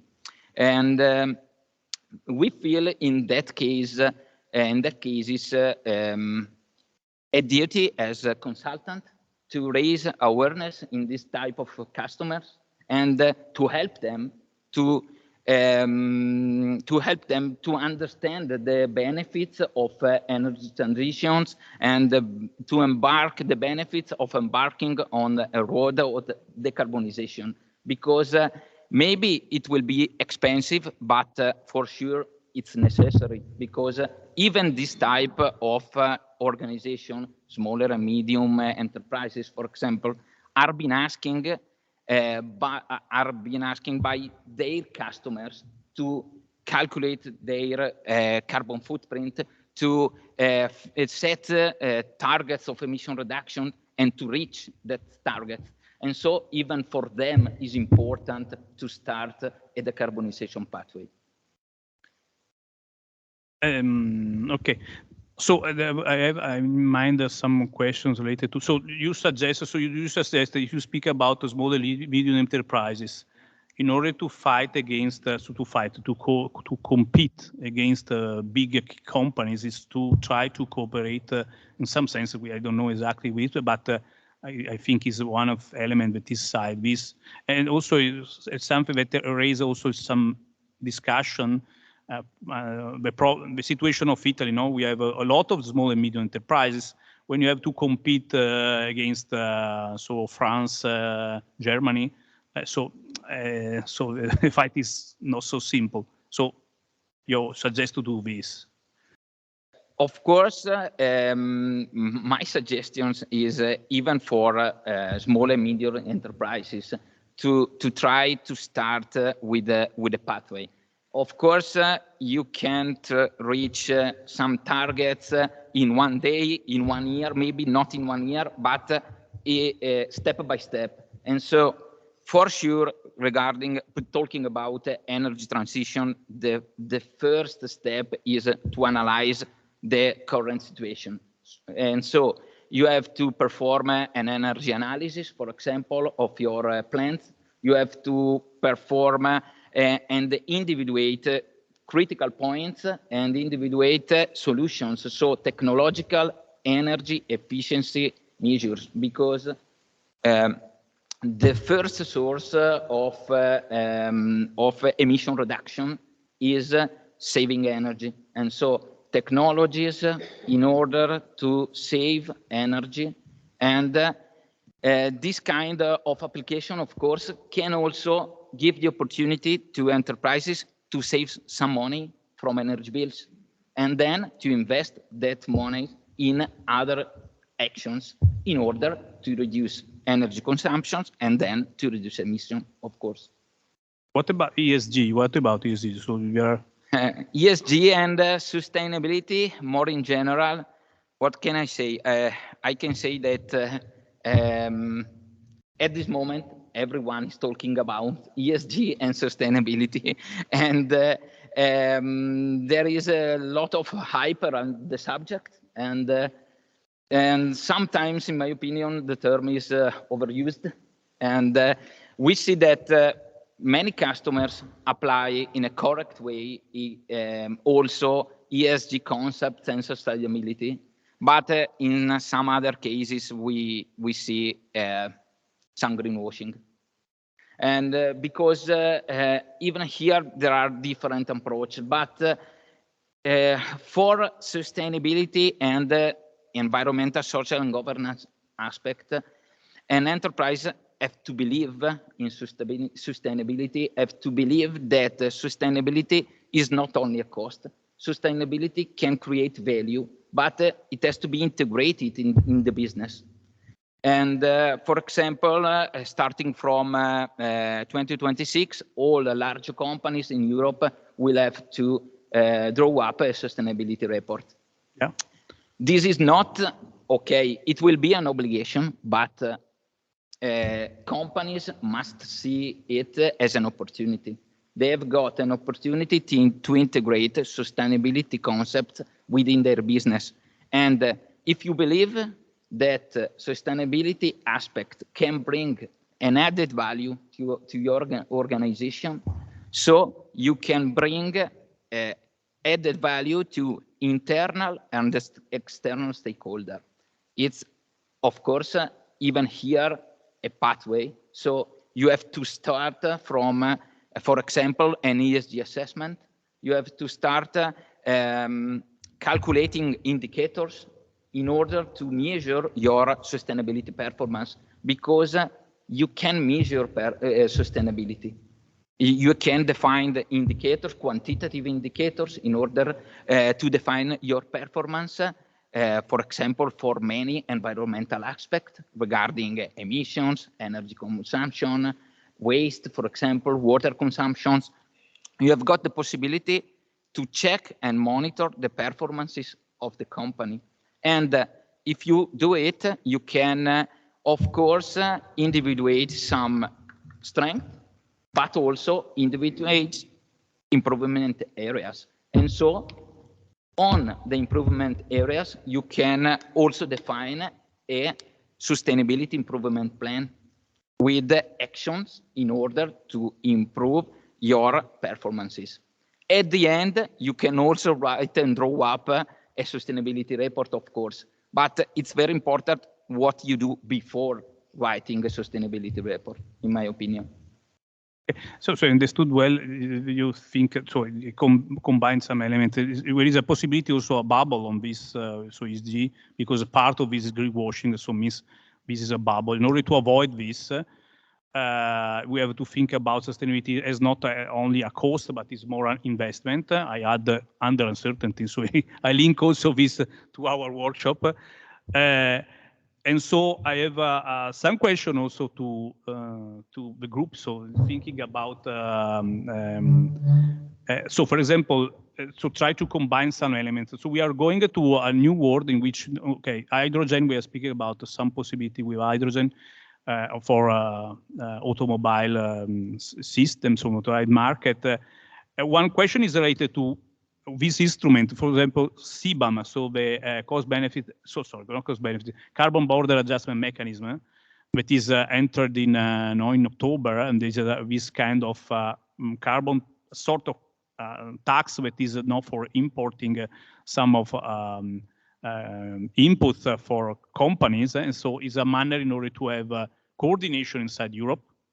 Is a new instrument in order to also to fight against this world in which Europe is inside, in between China and US, that are fighting, according to my opinion, related to this world. Also, another topic that is not on this table, but is behind this, that is critical materials, now this world. So I'm interested to understand which could be the point of firms, consultancies on this, so this possible instrument for the future. If you want to know. Yes, it's for sure an opportunity. It's very close to what Luca was saying now. It's going to be difficult in the first instance, but for sure having a European regulation that sets the standards is gonna help us going forward. In our particular case, we are suffering a smaller impact than other firms due to the fact that that would affect mainly our packaging materials, which are reusable within our industry. In terms of our production itself, we do not import that many components from outside, and therefore that part of import-export carbon balancing is not, fortunately, I would say, affecting us as much as other not only competitors but also components makers within Europe. For sure, the sustainable parts, so the CO2 optimization that we've been seeing during the last years is not only affecting the switch of the car makers itself, but is also downstreaming and upstreaming towards the final customers and towards ours as suppliers. We are already bonded to use only renewable electric energy starting from this year, and going forward the demand for the request, for aluminium that is either considered as a green aluminium or secondary material, so from renewable, from already used post-consumer material, is more and more frequent, and it's already mandatory for some projects starting from middle of 24, so basically now, or from 2025. In general, there is a lot of attention, and there has been an acceleration despite the recent crisis years and uncertainties that we've been discussing. But the market saw this as an opportunity, and we are all aligned on what are the steps going forward. We are still missing as a VDA, so as a European organization for all the car maker suppliers, we are still missing a standard on some crucial components. For instance, in our case, we are still missing a standard of what is considered post-consumer material. We are still missing a standard of what is considered green aluminium. For some companies, there is a certain level. For some others, is lower or higher, depending on their perception. So we believe that in our market, as soon as the standard is set, like it was for the CBAM, then we will have a sort of better stream of components going into the market, and of course.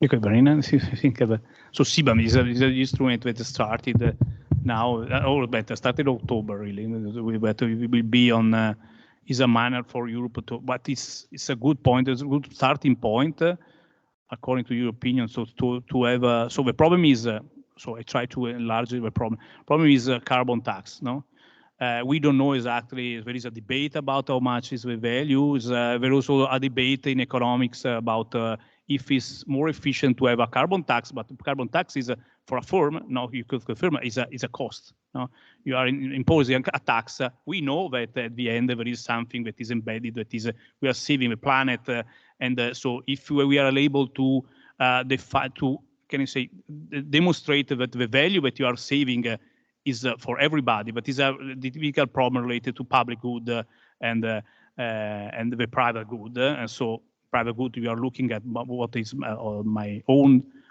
by myself, and the other cases.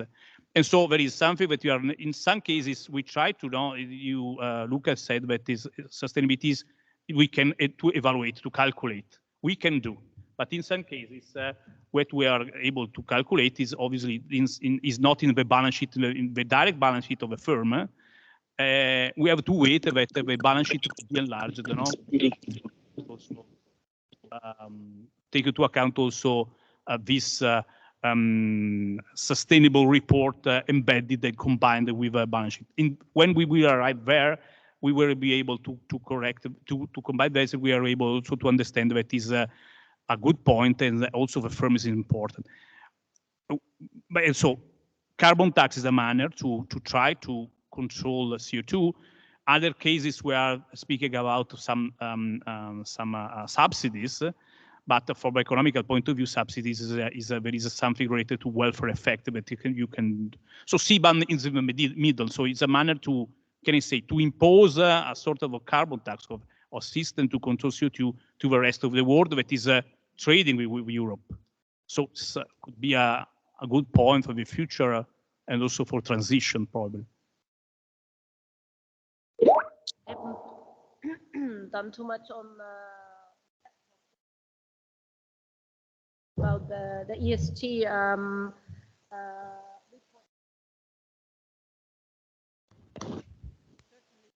quite a long way till this is fully implemented.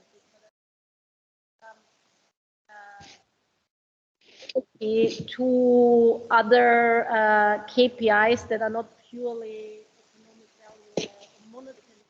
value related.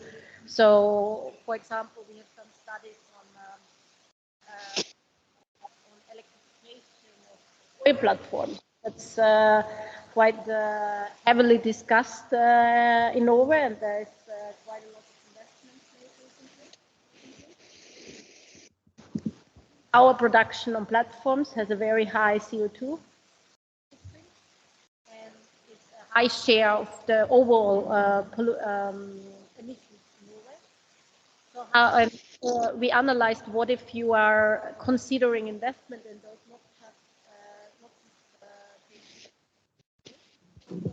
take directly CO2 emissions into account in the analysis. The different effects. So I think by having this reporting standard, in a way, it becomes more tangible criteria. Take into account into your decision making when you are evaluating investments. When you are evaluating investment in projects. Yeah. And we show, for example, that if you change your, or if you put a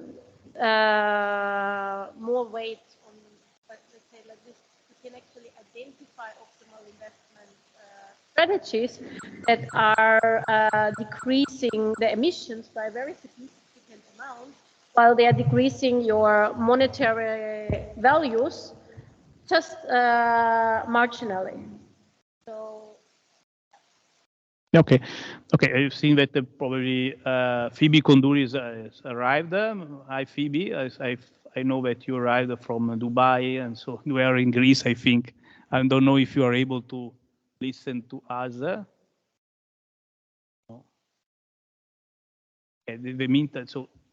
And also Angelica, they don't. No, we are trying to close this. Oh, Phoebe. Yes, can you hear me?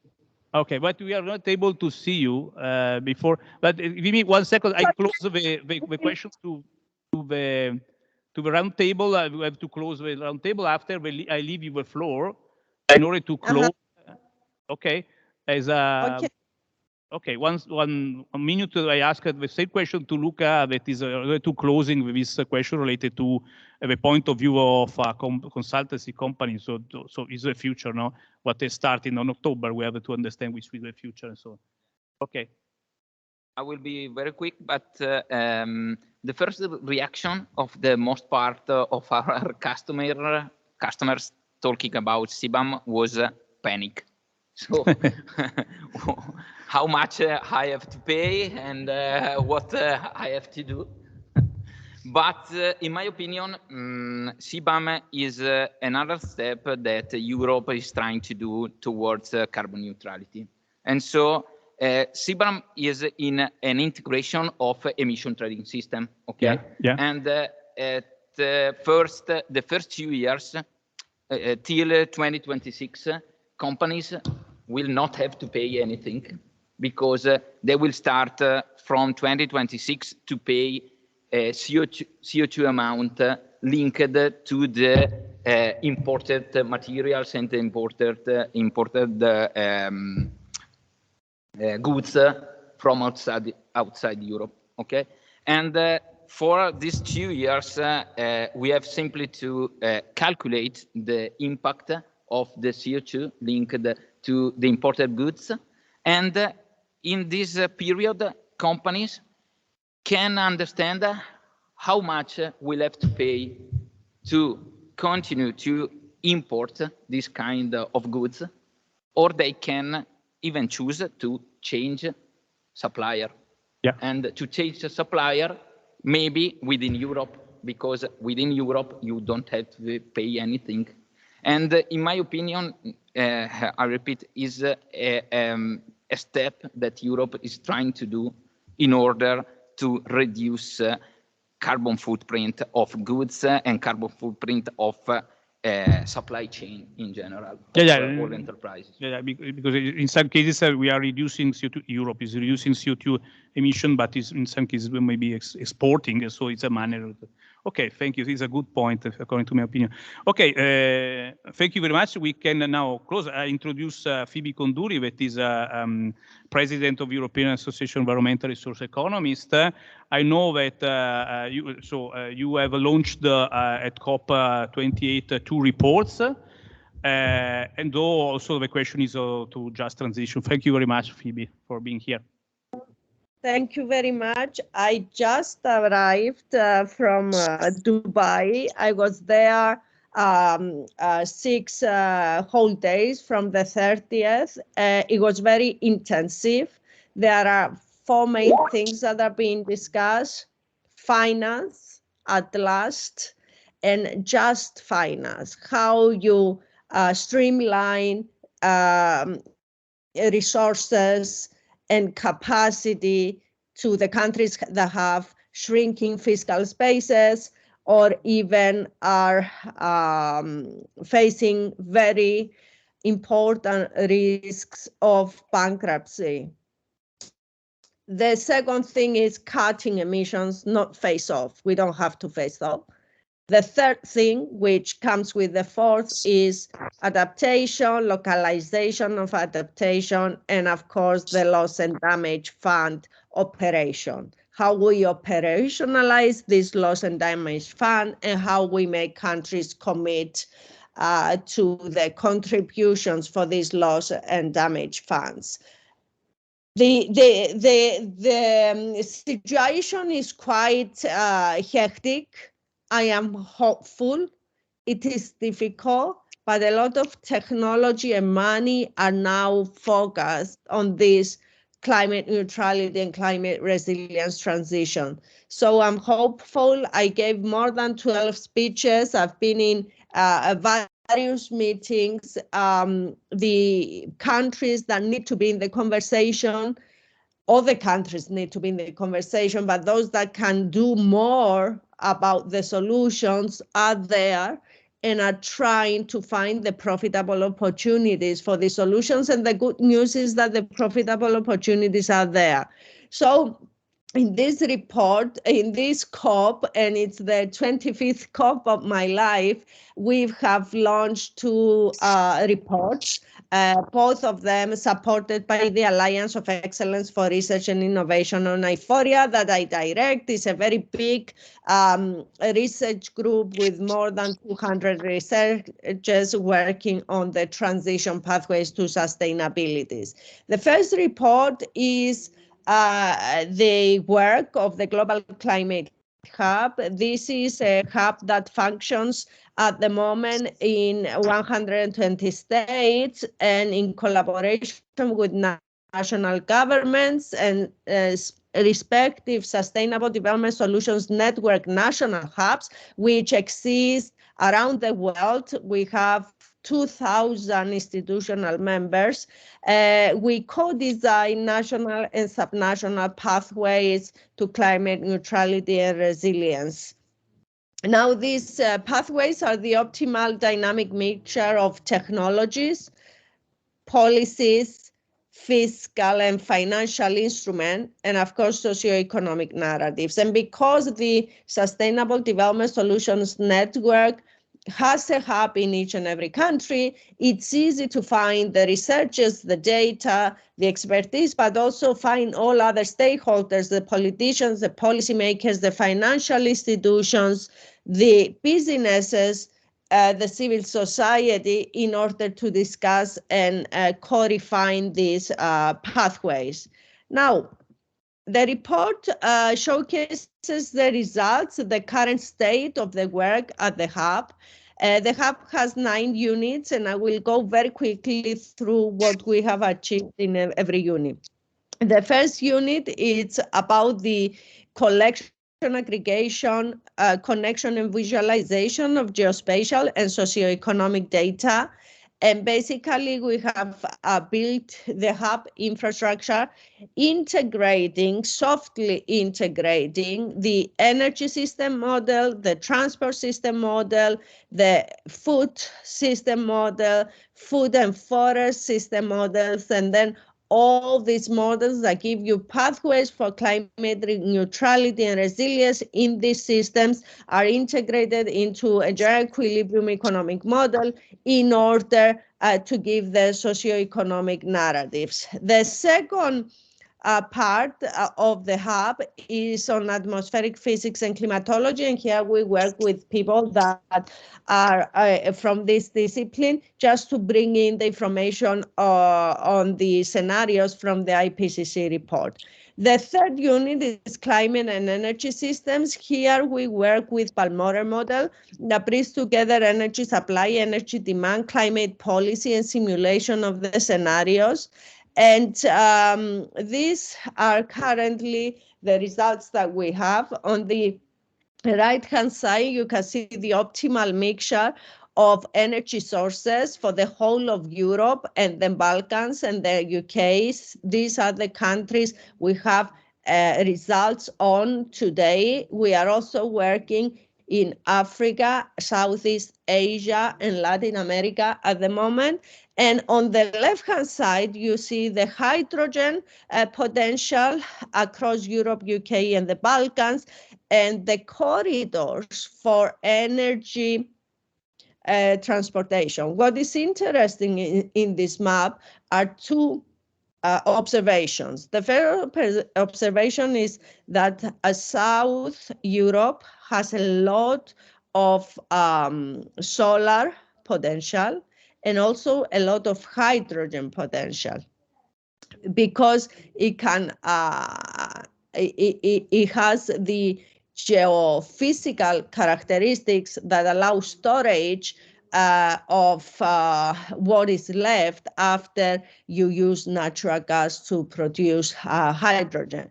So there is a big case that the south of Europe can really base its growth, its economic growth, on renewables. And also there is a point to be made about relocating some of the industry, most of it in Germany, to where most of the energy can be produced, instead of creating the corridors, the infrastructure for the corridors to transport the energy from the south to Central and East, Central and Northern Europe. So we have a strength there as Southerns, and this is a strength that Europe can capitalize on. This strength is also reconfirmed on this map, which shows the future hydrogen trading and infrastructure, and you can see how strong the southern parts of Europe are. Now, it's not just the energy system and the transport system, it's also the land use system and the water, food, energy nexus. Here we use the Fable calculator that basically focus on agriculture as the main driver of land use change. And it allows simulation of different scenarios at national level and showcases how you can achieve food security, you can achieve the climate goals, and you can achieve the biodiversity goals at the same time.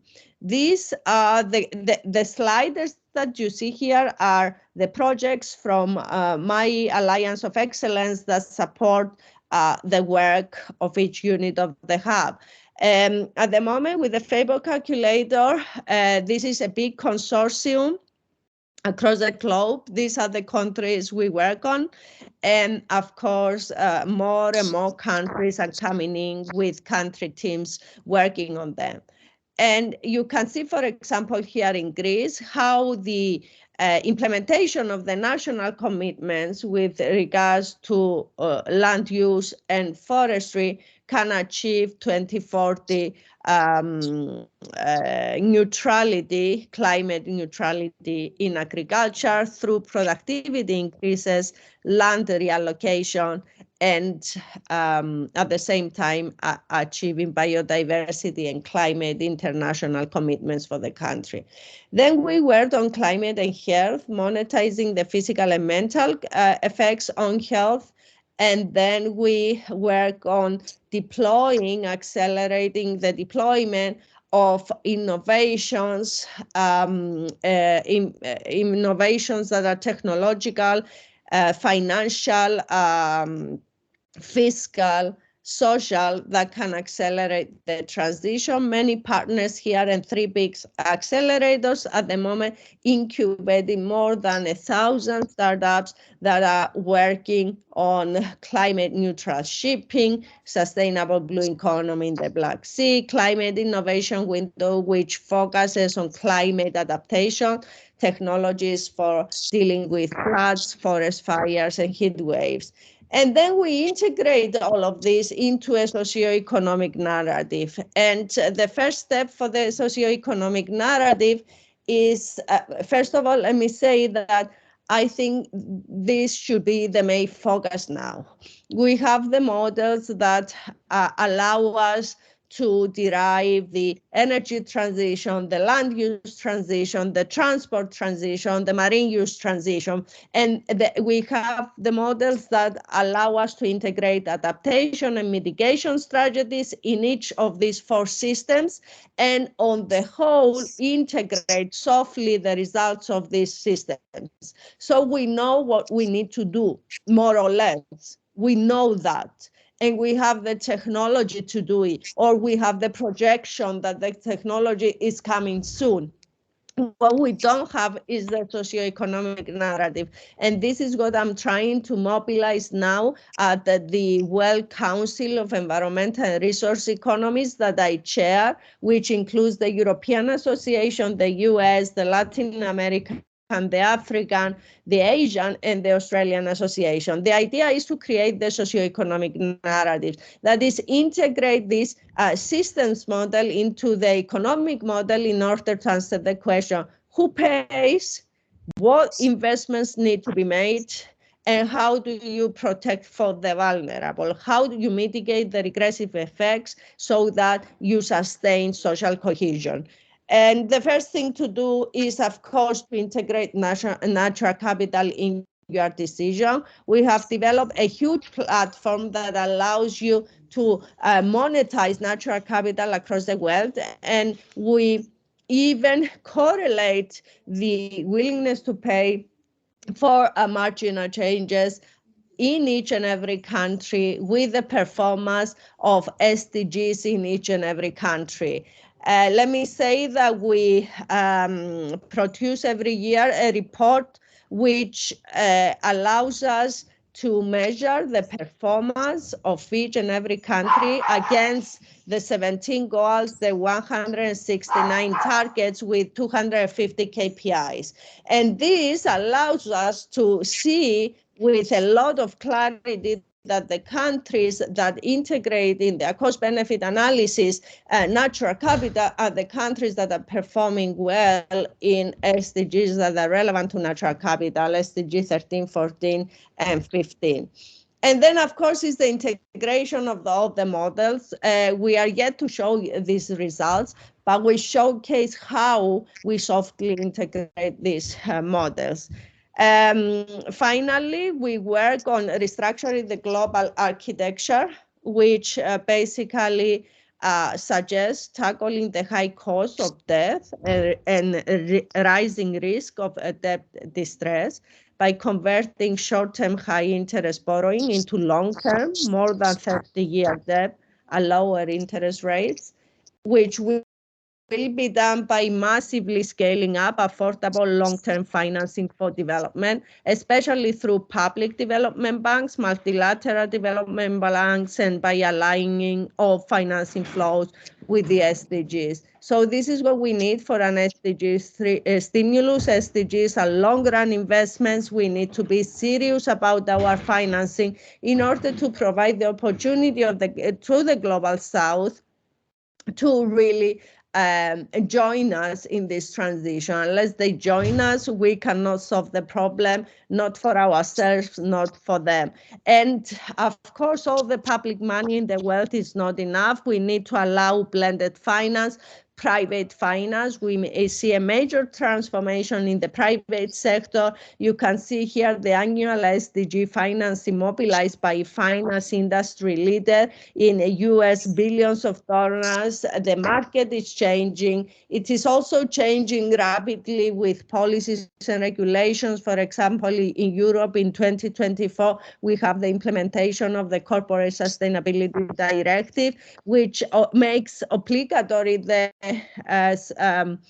submission of a corporate sustainability report for large companies. 2027, all SMEs will be obliged to do it as well. So we developed a methodology that uses machine deep learning approaches in order to integrate the ESGs and SDGs and be able to identify along the value chain of a company its performance against each SDG and target. So we restructure the SDGs KPIs that we use for national measurements to SDGs KPIs, SDGs and ESGs combined KPIs that can be used to measure the sustainability progress of a company. And why is that important? Why is it important to go beyond the ESGs? Because ESGs do not have profitability, and the business of businesses is profit.